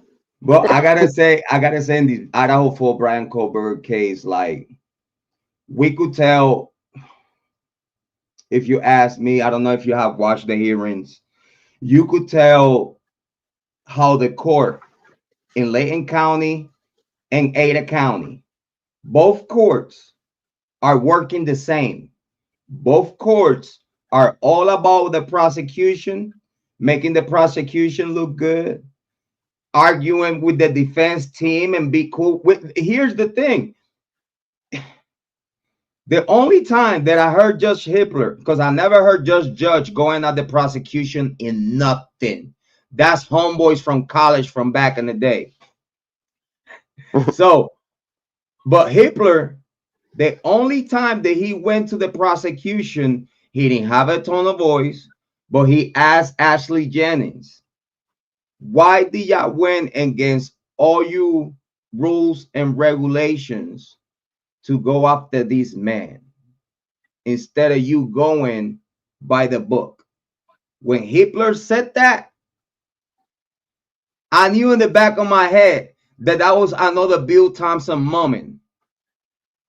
That was like, dude, like, do you see in the predicament that you putting me with? Like, can you see you as the prosecution where can you see my position? Like I'm doing my job, right? Because that's the only way. Right after that, I thought that Frank hearing he was about to go. Right after that, when I realized that the judge had a moment of clarity, because he said that out his mouth. I have it on video. It's on record. I'm gonna put it like this. It don't matter if it is go 2 years, let's say a year after trial, let's say they found Bryan Kohberger guilty. Now they open the books of everything that he was gagged. Then now they bring everything, not just what Bill Thompson said, but what Judge Hitler said, that is all granting for those things to happen. But they willing to delay justice and linger everything and put it all in the back of the bus and let this man probably live his life after he's already 30, 40 fucking years old. And then all that time, all that delay of justice for these young 4 adults, that's the part that it bothers me the most. How the authorities that are supposed to handle this case bring such a crappy case to the table that it looks illegal. And also, they are willing to use the same crap to linger the freedom of these men and the proper justice for these 4 young adults just to delay, not caring about. Well, they say they're going to focus on Bryan Kohberger at their own peril. You know, the problem here is, and I don't know if you see it coming, because it looks like what you're talking about. Whenever, if ever, Bryan gets let go, I believe this case is gonna go cold. I don't think it's over. They're not gonna find the real bad guy. Heck no. They're not gonna bring the alter suspects. There is if ever, because again, I believe. Do you think this will turn into a federal case though? Do you think that they'll pick it up? If Ann Taylor could prove to Superior Court the misbehaviors and the miscalls of the judge, if they bring the footage, because this is why they delete the footage, they'll have. I can't believe that. They'll have to send a cease and desist to me, to Law and Order, to Court TV. They have to send a cease and desist to all the evidence that we have of this, of what they did in court, what was said in court. Oh, Bill Thompson said that Bryan Kohberger didn't ever that is for a fact in court that he never harassed, but then all the evidence is looking at that he harassed the victim. So one thing voids the other automatically, because it's the DEA saying. Yeah. So then the judge tell Ashley Jennings, why you went through the back door instead of get these men by the book? It's on record. It's in court. But you still deny it. Isn't it fascinating? Right. Go ahead. No, I can't believe they denied that Frank's hearing. I just can't believe it. If you want to cook this man, what you do? You make sure that the cops did what they needed to do to cook this man, right? The Frank hearing, it was the most linguine cuisine process to confirm that the cops did everything by the book. And the Frank hearing by himself would have showed the guilt of Bryan Kohberger. After that Frank hearing, if they would have done a Frank hearing and the cops and the prosecution would have showed me that they did everything for the book, I'm saying right there and then, Bryan Kohberger is guilty. I'd have said it myself. Because in that Frank hearing, it would have showed no misbehavior from the cops, no misbehavior from prosecution, no false narrative, no lies to the court to get warrants. It would have showed everything by the book. They would show the IGG process to make sure that the reason why the name Bryan Kohberger pop up was legit.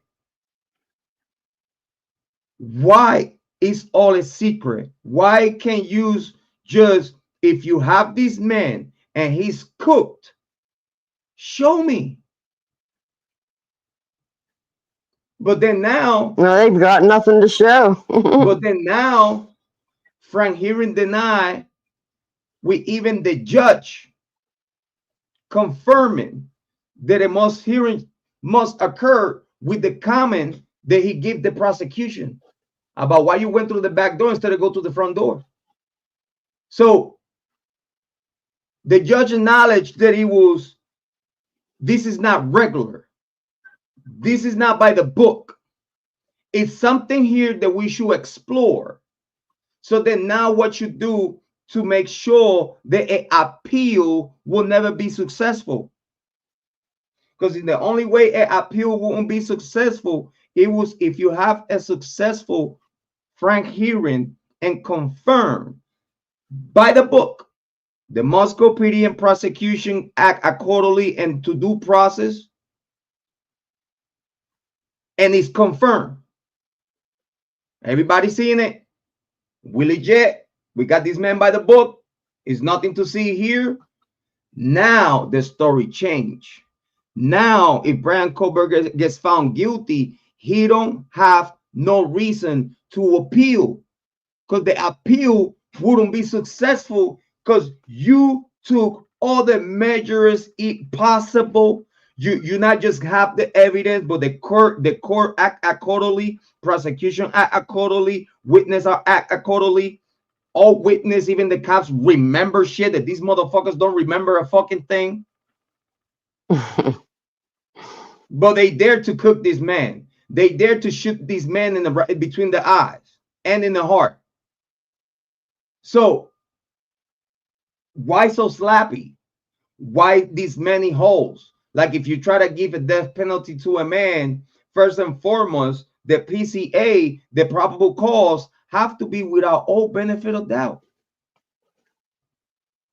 It has to. Because this case demand that if you're going to arrest someone for this case, soon as you walk in through the crime scene, you know you try to cook someone. Soon as you walk through the crime scene as a detective, you know, soon as you see the mess that is here, you know this is a murder one, 4 murder ones, and we're going for a death penalty because this is a crazy son of a bitch. You know that for a fact. So then now, you knowing that, you're going to investigate and take every single step by the law, by the book, no trickery, no nothing. Whoever I get, I'm going to cook them. And whoever I arrest is cooked, especially if you're using the FBI that it has a 97% of wins. It's no excuse to have this case with these many holes. And then they use the FBI. Maybe they know that. Maybe they did all this on purpose and they want this case with holes to continue and to go through appeals for years and years and years, and all of us to keep looking at Bryan Kohberger for the next 5 years. Meanwhile, where these other ones are off building new lives, living their best life in other countries with other women and other people, and we're still focused on the wrong dude this whole time. And like that's almost the only way that all this bullshit makes any sense. Like, if they fucked it up, so I'm sorry, I swore, but they screwed it up so much on purpose, so that we couldn't look away from it. Just think about it. They had time to sit down with it. Just think about it. They waited. They waited. They purposely waited. All right, let's put it like this, right? They waited 7 to 8 hours to call 911. In 7 to 8 Part of the plan. In 7 to 8 hours, you could do so much to not just plan, but to contaminate the crime scene and tamper with evidence.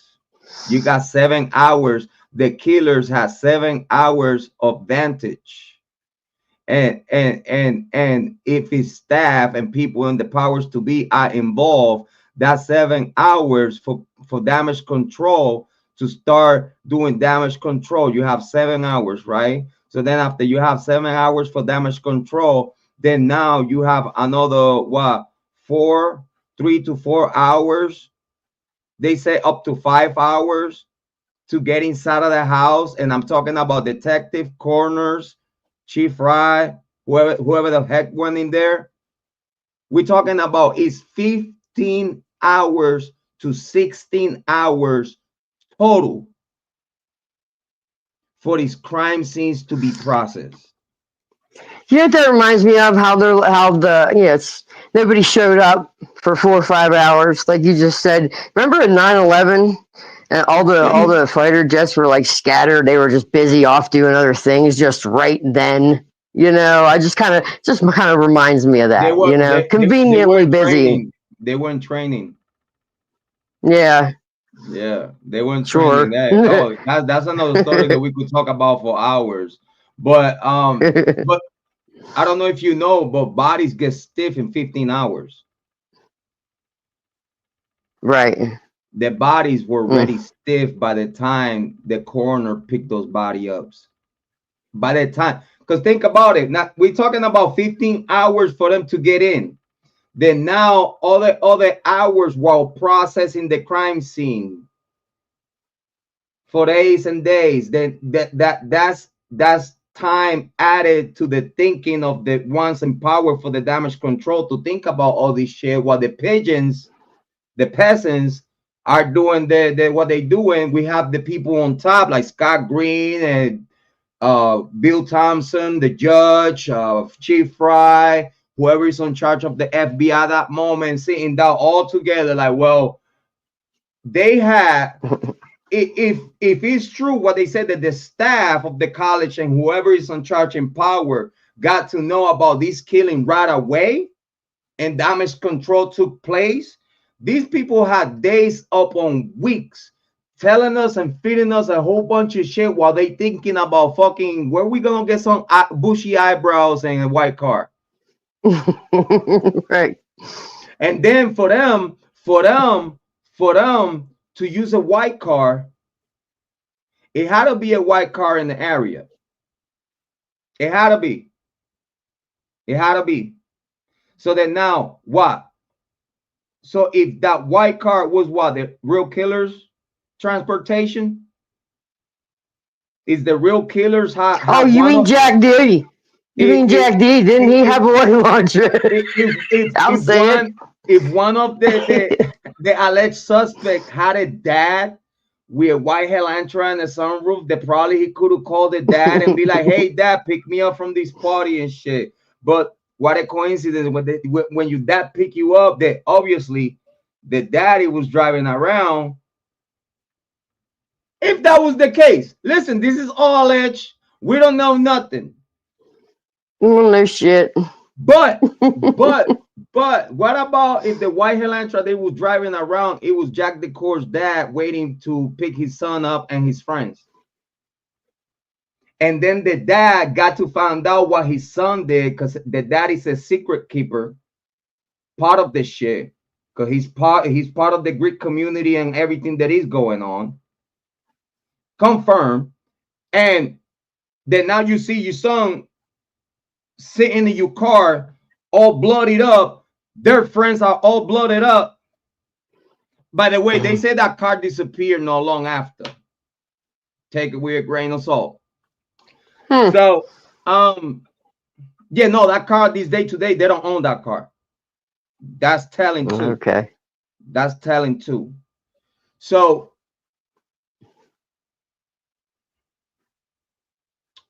Scott Green telling Moscow PD and FBI, well, you know you're not gonna look at my kids, right?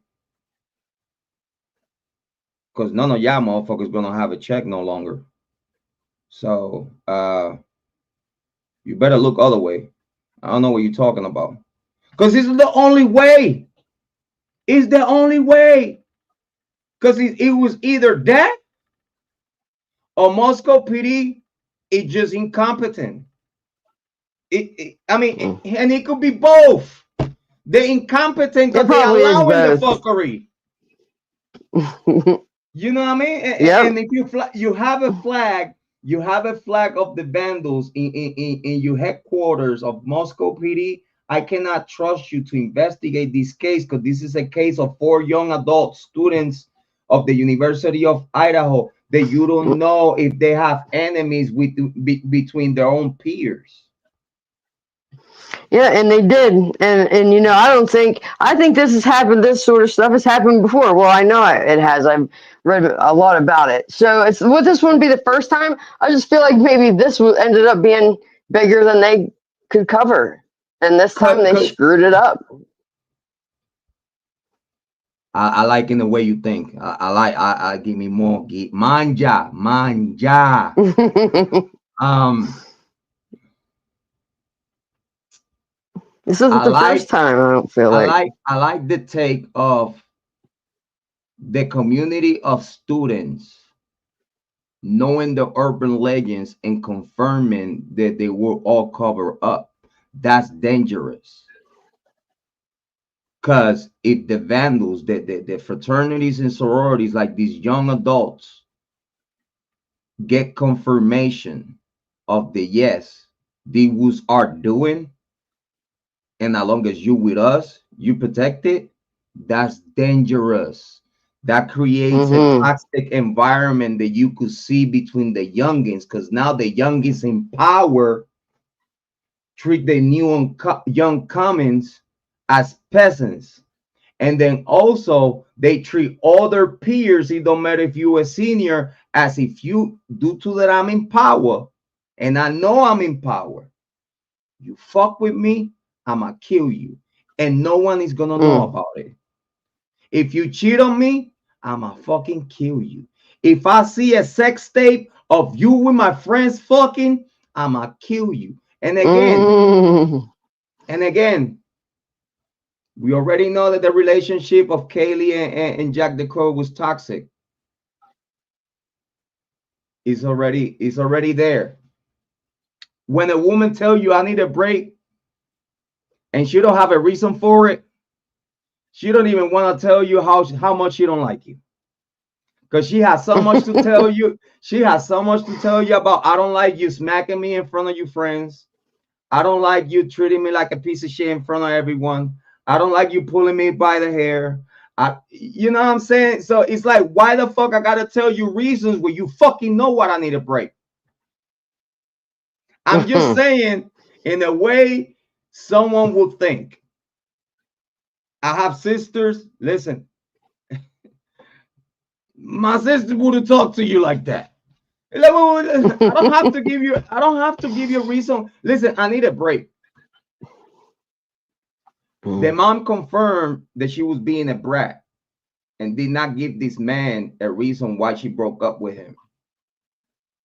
But I believe that they knew the reasons. The mom, dad, and everyone in that house knew the reasons why they broke up.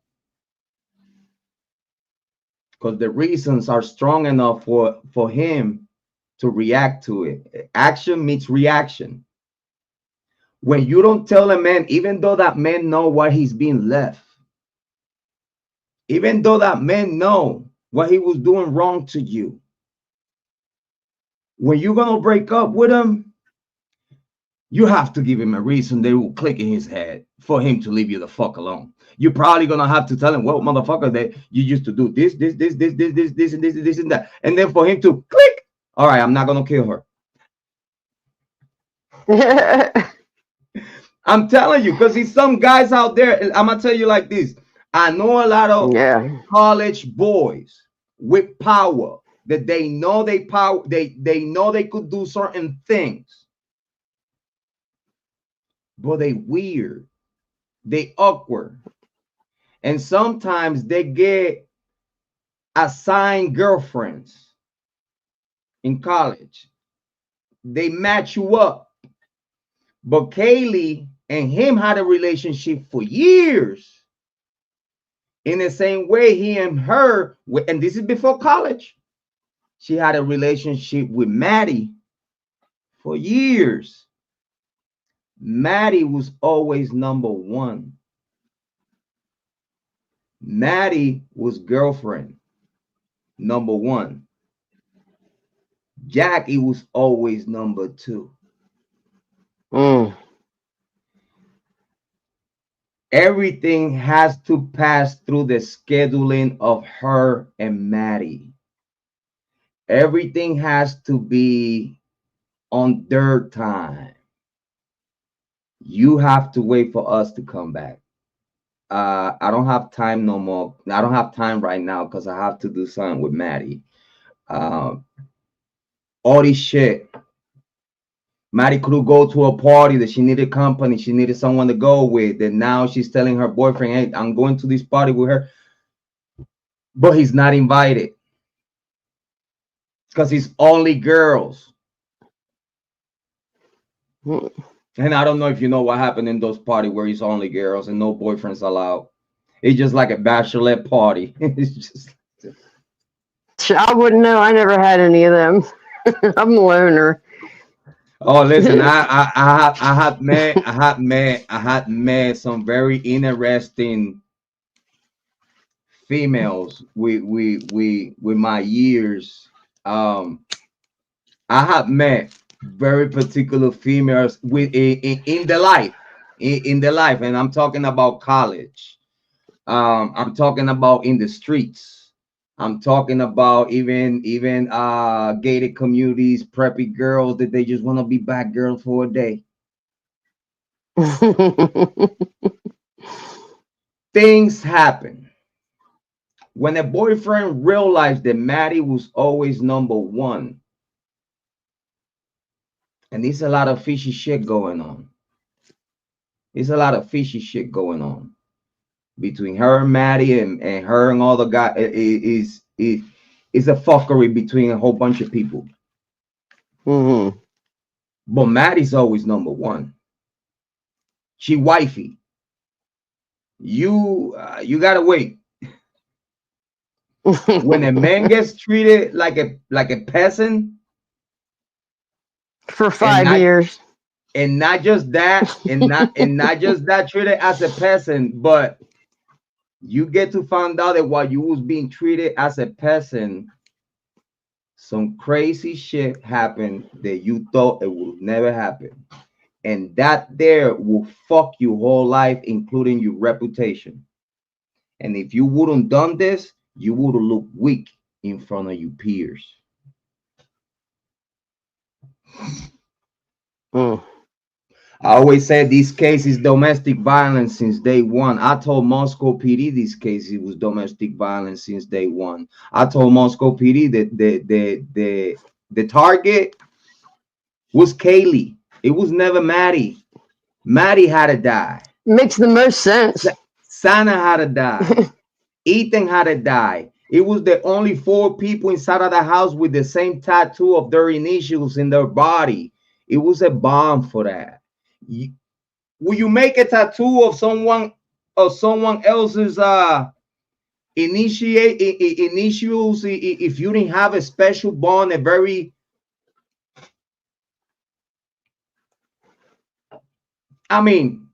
outside of having sexual relationships? Because we don't want to talk about that. We don't want to talk about that. We don't want to talk about something that they all 4 could have done and that shit came out. We don't want to talk about I wonder if that's the gross thing. Is that what's gross that we're all going to find out? We don't want to talk about that. It's taboo. It's taboo. 4 people, 4 persons that became best friends. 4. Why they became best friends? Why they tattoo the initials of their first names in their body? All 4. And then after those all 4 get killed, Dylan get the same tattoo. She's claiming the killing. In the eyes of you peers that know what happened, you're gonna have the same initials that all the whole 4 dead got. You claiming those bodies.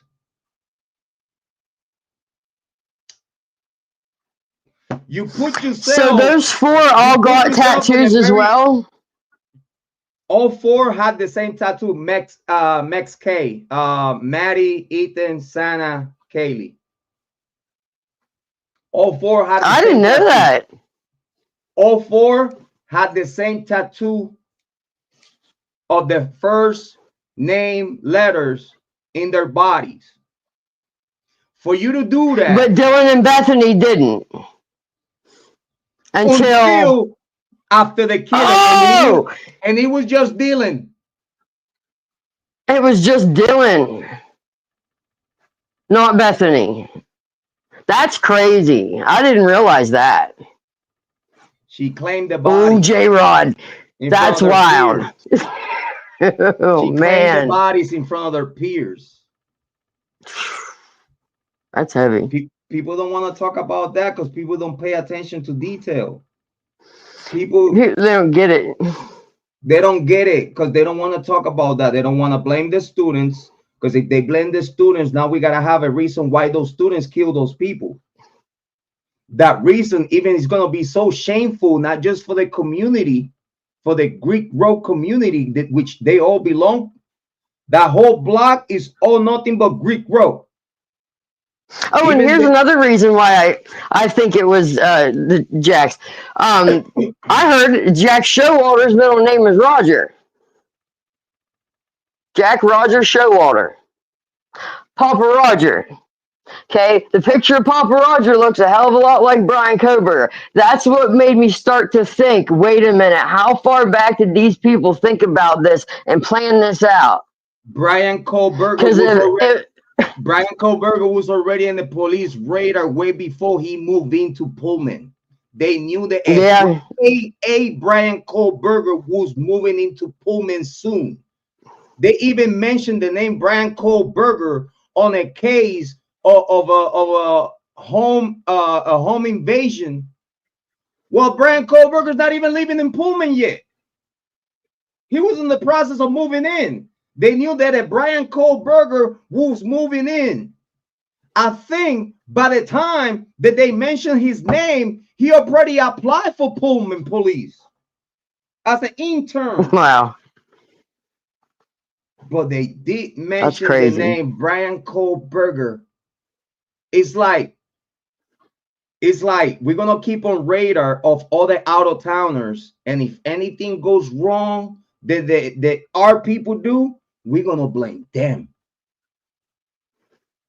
That's what it looks like. That the police already keep tabs on you because you're an out-of-towner, you're an outsider. They don't like you already. You coming into their territory. What? It's not colleges in Pennsylvania. Why the fuck you here? That's how they think. That's how they think. Right. Idaho people hates everyone else that is not from Idaho, from where they from. This is already spoken from people from Idaho. Yeah, if you're from certain places, even from within Idaho, yeah, we treat you different. Out-of-towners, California people are not welcome. Kiely was born in California. They already hated her by default. By default, right? She's a she California didn't have to do girl. anything. she didn't have to do not a thing to get jealousy and hate out of people surrounding her. Oh yeah. You know what I mean? Because it's in their genes. Yeah. It's already culture. This is what they do. This is how they think. You from somewhere else, we don't like you already. What the fuck you doing here? Again, and I repeat, there's no colleges in Pennsylvania. You only could come around here for some nefarious reasons. You know what I'm saying? So, right. Just think about it. If they have a Bryan Kohberger name already back then, they said that Bryan Kohberger was stalking the victims 4 months before the killing, when he spent 2.5 months in Pullman before he got blamed for these murders. But they go 4 months behind. How they go 4 months behind when they requested AT&T? It was only around the timeline of the death. But they dared to put in paper that they have proof that 4 months before the murders. How? When it's on record that you only have the time of around the time of death that you requested for Bryan Kohberger. So how you know about 4 months ago? When you say in court that this is all you requested, but you put in the paper could hold anything you put in there. You know, why are they trying to pin all this messed up shit on Bryan Kohberger? Think about it. That Dana Smithers. He's an outsider. And as a matter of fact, Brett Kopaka BK from Pennsylvania with a white Elantra got killed before Bryan Kohberger came to the picture. They were looking for they were looking to frame Brett Kopaka first, because everything they say about Bryan Kohberger, it fits better to Brett Kopaka than to Kohberger for his PTSD and his military situation. Having a collection of knives. That some of those knives, it looks like they still have blood on them. Yeah. I see the video. Yeah. I see the video. Big shout out to Joanne. Big shout out to Amy. Big shout out to Rock Shock. Thank you for being here. I appreciate it. Love ya. Thank you for being here. You're the best. We got Heather G today with us, ladies. Say hi to Heather. What's up, ladies? So we have BK. The narrative that he was supposed to be using, that is being used on Kohberger, was supposed to be using Brett Kopaka. Brett Kopaka did not cooperate with their. He did not want to give up. I believe because he understood. He already knew about the killing. The call of this call, it was 4 roommates kidnapped by this man. It was no one inside of the apartment. But they combined 4 roommates kidnapped. They could get killed by Brett Kopaka. That was their excuse to try to go and get him. They only needed their DNA, his DNA swab to frame him, because they didn't have no DNA. When they said they have Bryan Kohberger DNA, they didn't have no Bryan Kohberger DNA. They say they have DNA. They got Bryan Kohberger DNA when the excuses took him to get a DNA swab for Kohberger. When they swapped Kohberger, then now I have DNA in the sheath because I never had it. But they use nothing but excuses and lies to get DNA. Their excuse to Frank Kopaka was that he had 4. Listen, this is the guy. We got him. He's doing it again. Let's go. That's why Moscow PD was over there, because that was their excuse to frame Kopaka for these 4 killing. Kopaka knew that he was about to get framed. He see it coming. He's seen it coming. That's the only thing that I could get out of that. He's seen it coming and he did not cooperate. So what the cops supposed to do when someone is barricaded on in their apartment? Flashbang, let's go in. If he shoot, he died. But he died by the cops inside of the apartment. He don't die by a sniper outside of the fucking apartment. There's no reason for that. There's no reason for that. The only reason that I could tell if they was like, yeah, fuck that. He's not going to cooperate. He's not going to come in easy. Just fucking kill him. Let's fucking go home. Because their mentality is already fucked up. They're ready on a rush and a desperation of like, let's get someone. Oh, these motherfuckers don't want to cooperate. They smoke them. I got to go. We can't use him anyway. That means that he thinks already what we going to do. They not stupid. If I could think about it, they thought about it. Right. Right. These motherfuckers not cooperating, smoke them. Let's go home. They smoke them, they covered the shit because they couldn't use them, because they knew that they killed that man. It was no reason for them to kill him. No reason. You throw flashbangs, you going in. If he shoot, he's dead. But he's gonna be dead by the hands of the cops that go inside of the apartment, not by one sniper outside. They don't see no threat. That means that someone giving the green light to shoot him and kill him for no reason. Because snipers are not gonna shoot if they don't have the green light by the commander. Yeah. And that's a fact. That's very true. It has to be something major for a sniper to take a shot. It has to be something that someone inside of the home, their life was at risk. Even officers or students. It was no students inside the apartment. It was just him. and it was no cops inside the apartment when these men got shot. They couldn't use them. So they knew that he knew. They knew that he know he was about to get framed for those 4 young adults. Because the excuses that they using to be at his apartment. He didn't cooperate it. We can't use him. We cannot have him talking about this. We cannot have him talking about this. And you know what that means? That somewhere in that recording, Brett Kopaka made it clear to the officers that he knew that he was about to get framed. But that recording is nowhere to be found. The body cameras and the sounds, edit. Whatever they gave out, it was redacted. So we don't know if Brett Kopaka told him, I know you try to frame me for the Idaho Full. And they're all looking at each other like, fuck, now we got to kill him. Because we cannot have him talking about this to the media. We cannot have him talking about that we try. Because if this not work, we still need to find someone else. Which they did. Bryan Kohberger. Same BK, same white Helantra, both from Pennsylvania, one dead, one locked up. All for desperation of Moscow PD and the University of Idaho. They committed crimes after a crime.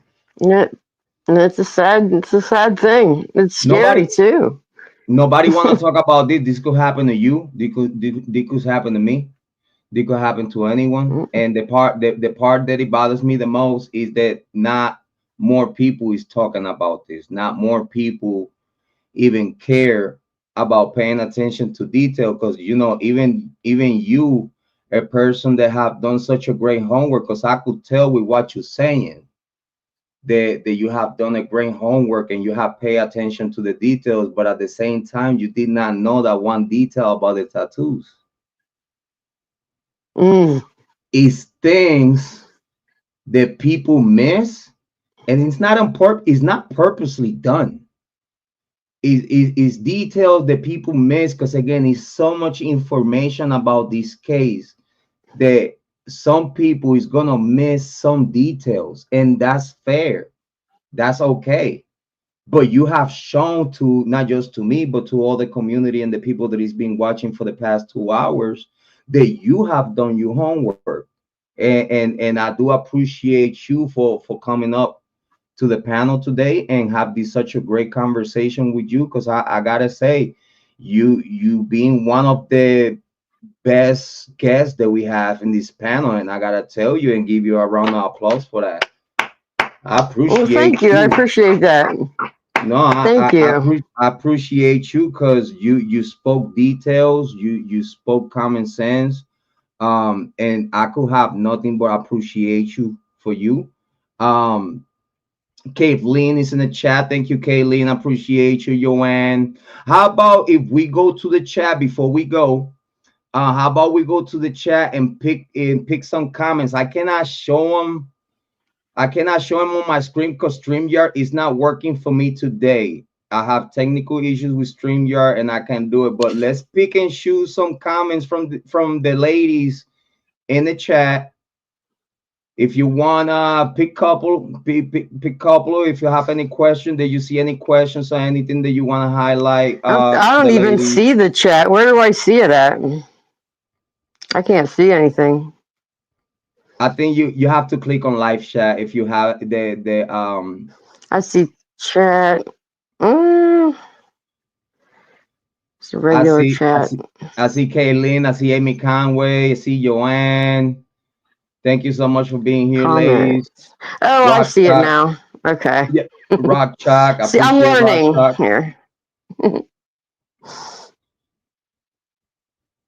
Yes, we're having issues, technical issues with the comments. Yeah, Amy Conway say they're all vandals. Do as you told, and you get a promised job. Yep. I mean, think about it. This is the whole reason of fraternities and sororities. This is the promise that they give you. In the only way that you could have a job, either in the government or in the private sector, easier, and you have like an easy pass to have a position of power somewhere between, health department, DOJ, or Department of Education, or any other things that they got going on, is through the University of Idaho and their fraternities. So as long as you do and you play accordingly, you get you prizes. But if not, you either get killed or get expelled. It depends the gravity of the situation. It's like they are judge and jury for their own people. Like for the Greek role, for the Greek community, it's like they allow their youngins to be judge and executioners, like they execute the judgment. And then they have the adults to cover everything up for them. It's a screwed up lifestyle. It's a screwed up thing. I don't really understand colleges and Greek life, but what I picked up on from hearing, around this stuff is that it's just kids die. Kids die of, drugs. They get obviously murdered, come up missing. A lot of crazy things happen in this Greek life. And It wouldn't surprise me that if it was, these guys and they just had Bryan Kohberger sitting on a back burner waiting for him to be a patsy, honestly. the crazy thing is that they have time. They had time. Like, you see, if they would have give any type of proof, or we could have heard something from legacy media that it was an investigation to the immediate people in the house, that it was investigation to the inner circle. If they don't have at this day today proof or evidence that they have a 48-hour investigation.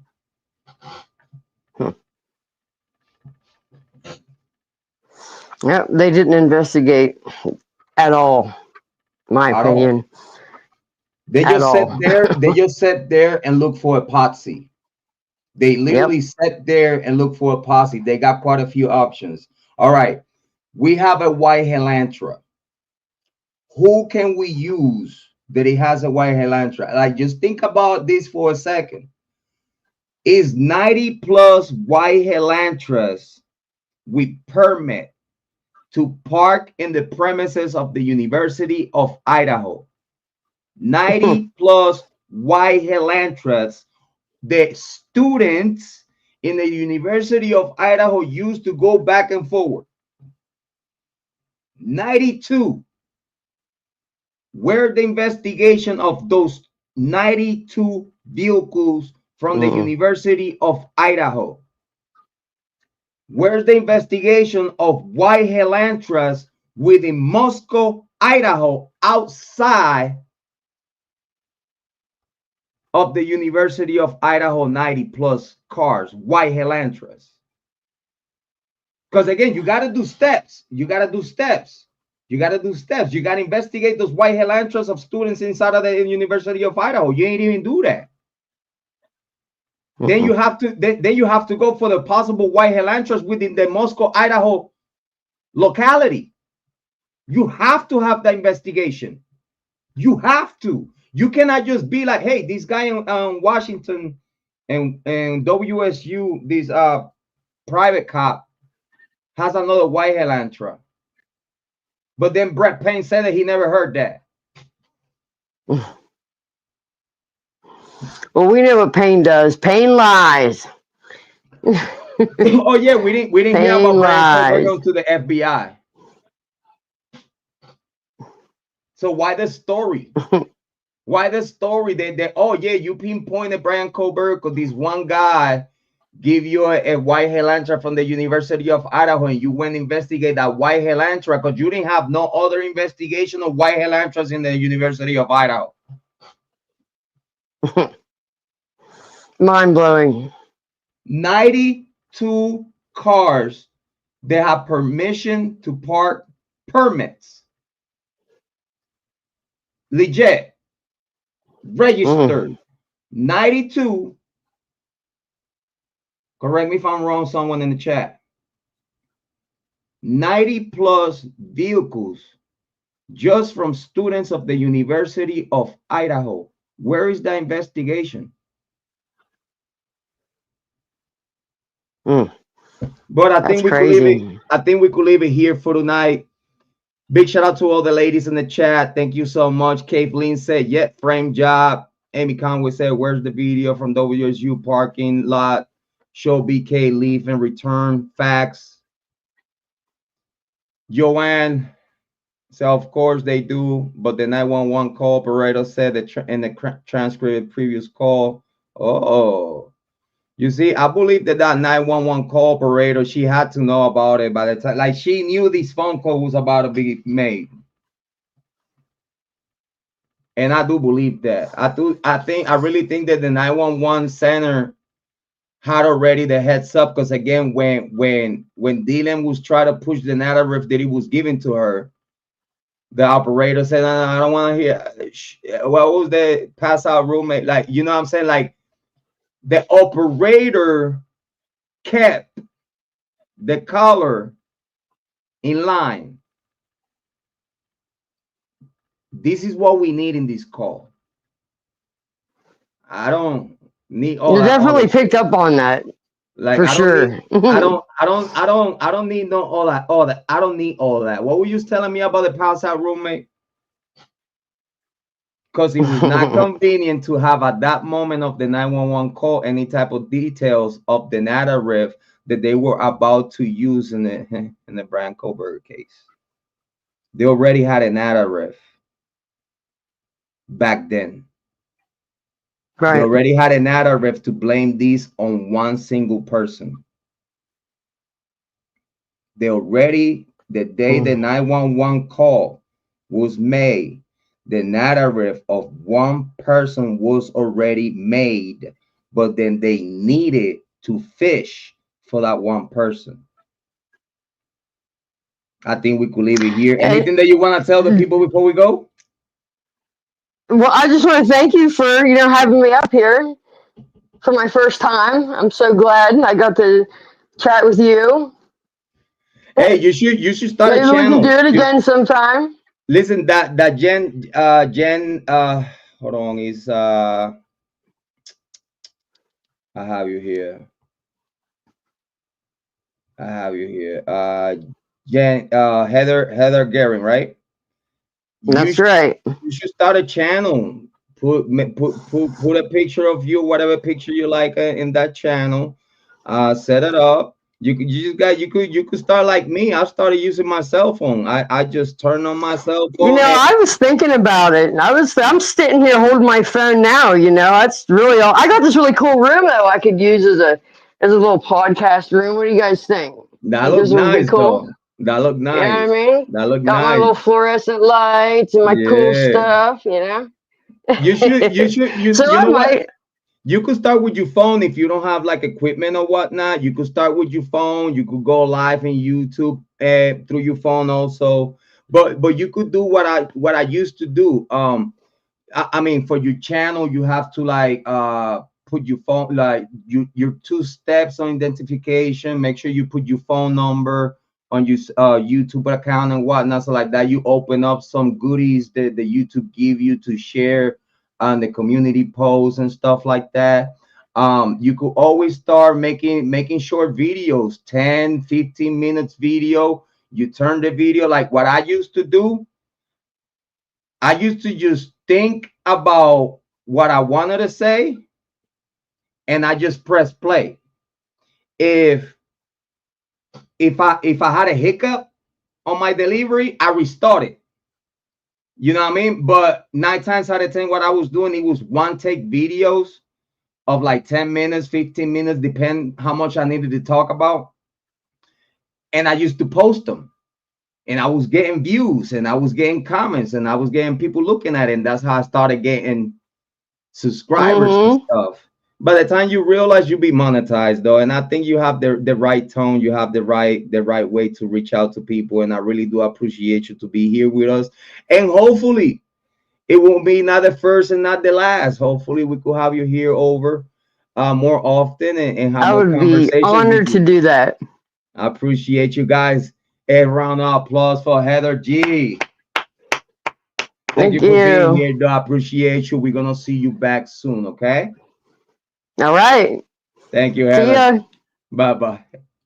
Big shout out to Heather G. Thank you so much. Thank you for being here. Round of applause to Heather G. Ladies, how y'all doing? How y'all doing? Thank you so much, Heather G, to come up today to the panel and fill up for Speakman Holding. It's a pleasure. It was a pleasure to have conversation with you. I want to say Rock Shock, Amy Conway, Cave Lynn. I'm having problems with StreamYard. StreamYard is not letting me post. Like I cannot even see them. Let me see here.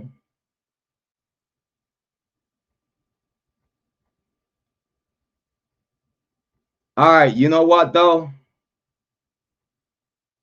I just refresh it. You know, I'm kind of like a dumbass with this. All right, boom, got it, found it. Found it. I'm over here all stressed out, and it's like, dog, I can't even reply to no one. I'm glad that we up. Big shout out to Amy Conway. Thank you for being here. In my opinion, they knew exactly who he was and when he applied to jobs and all his credentials. In my opinion, he a danger to them. Yeah, you see though, I totally agree. I totally agree with that though. I totally agree with that. The Amy Conway said, because you know, if you're in law enforcement in that particular area, you know the dirt that you're doing. You know the dirt. You know what was being corruption. You know. So you don't want no outsider to come in and get any type of information about your operation and how you do business and how you go about business as a police department.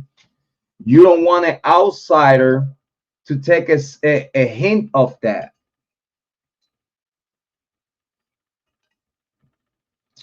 because that's how criminal organizations operate. Criminal organizations, they don't want no outsiders, and even with that tactic they still get snitched on. So you know, I totally agree that when Bryan Kohberger applied, especially if he apply by remote, they could think that Bryan Kohberger, he was a undercover FBI agent, and this is why the conversation about Bryan Kohberger being a possible FBI agent undercover, it could have came out from their own bullshit, from their own narrative, probably from the same things that they thought that, you know, why this guy coming from Pennsylvania here to try to apply for a job here. 9 times out of 10, it could be someone that it could infiltrate what they doing, and it could snitch on them, and everybody gonna get locked up. So yeah, 9 times out of 10, between not liking outsiders and between, you know, thinking that this could be a setup, boy, you know what I mean? They could have. They listen. It was automatic hate. It was automatic hate. They didn't have to do nothing for them to get any type of hate. Speakman Holdings said last night, YBK family no visit him. to my memory, in Layton County was not allowed visitors. Yes, I know. And if you think about it, if you live in Pennsylvania and your son, gets sent to Idaho, and you don't have the means, you can't do nothing but keep living your life. As a parent, if you don't have the means to be there, because if you think about it, the Kohbergers would have to either rent a home or sell the one that they have in Pennsylvania and utilize that money to move to Idaho. And I bet you they don't want to move to Idaho. They know for a fact if they move to Idaho, everybody's going to hate them. It's going to be people try to do things to them. It's going to be a lot of hate coming their way, and they're already seen the hate that their kid is getting. They know already how bad the situation is as far as the public opinion. Why they want to go to Idaho? Why they want to go and visit him, when for a visit, which is for a couple of minutes, up to a half hour or whatnot, I don't know how long it is now, you have to spend so much money just for that.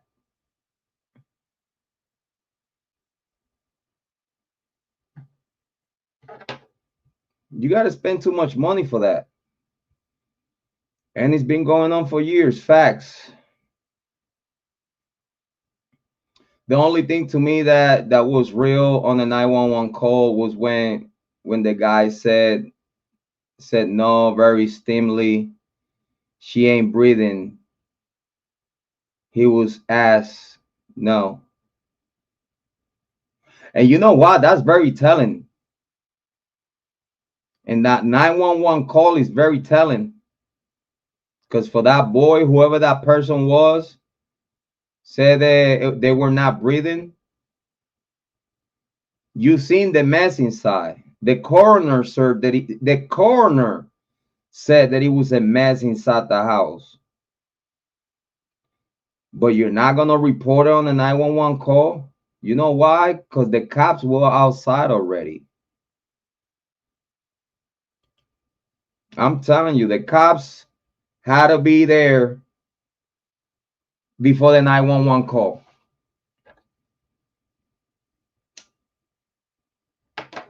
Staff of the University of Idaho had to be there by the 911 call.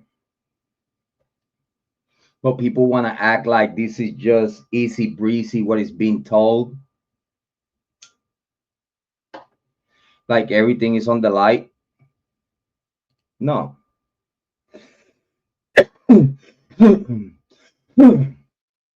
I get that a lot of dumbasses is crazy. Even a lawyer's defense guy I watched the other day from the South was talking to his chef. Yeah, that new prosecutor, he don't have nothing going on. I told you Bill Thompson is gonna try to pull out.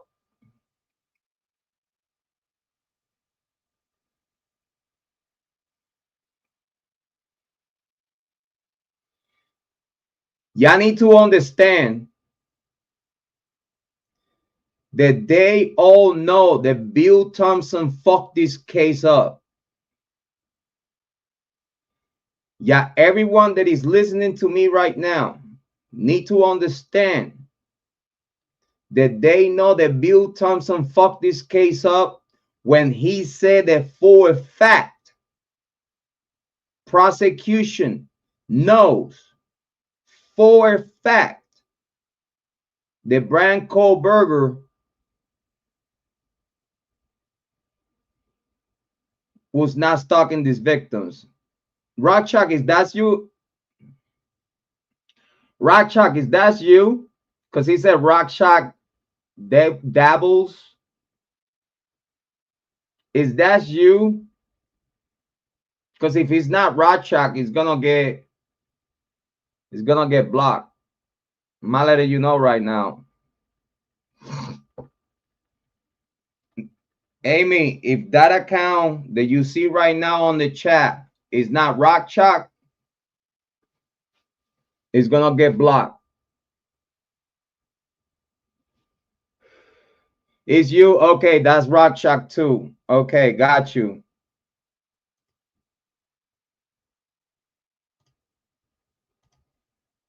All right.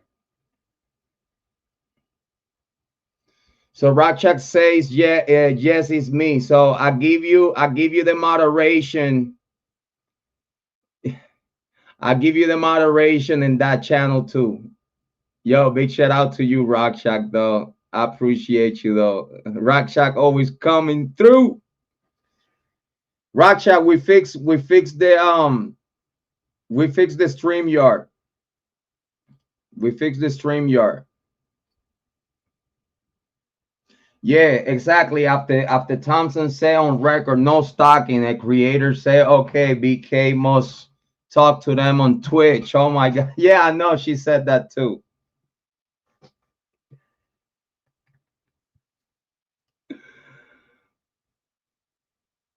I still don't understand either whether how legally can go to trial. Yeah, I don't think. Big shout out to Rock Shock in the building. Rock Shock in the building. Some creators still said he had a victim ID in his house. I know, and the 12 pings. Yeah, I know the court docs are crazy. Listen, if he had in his possession a victim's ID, he cooked. It's over. If Bryan Kohberger had a picture ID of one of the victims, it's over. And they have to prove that they didn't create that shit. Yeah, and they have to prove that there is a no, they have shit. If Bryan Kohberger has a ID picture of one of the victims, he cooked. But don't y'all think that Ann Taylor would have known that already?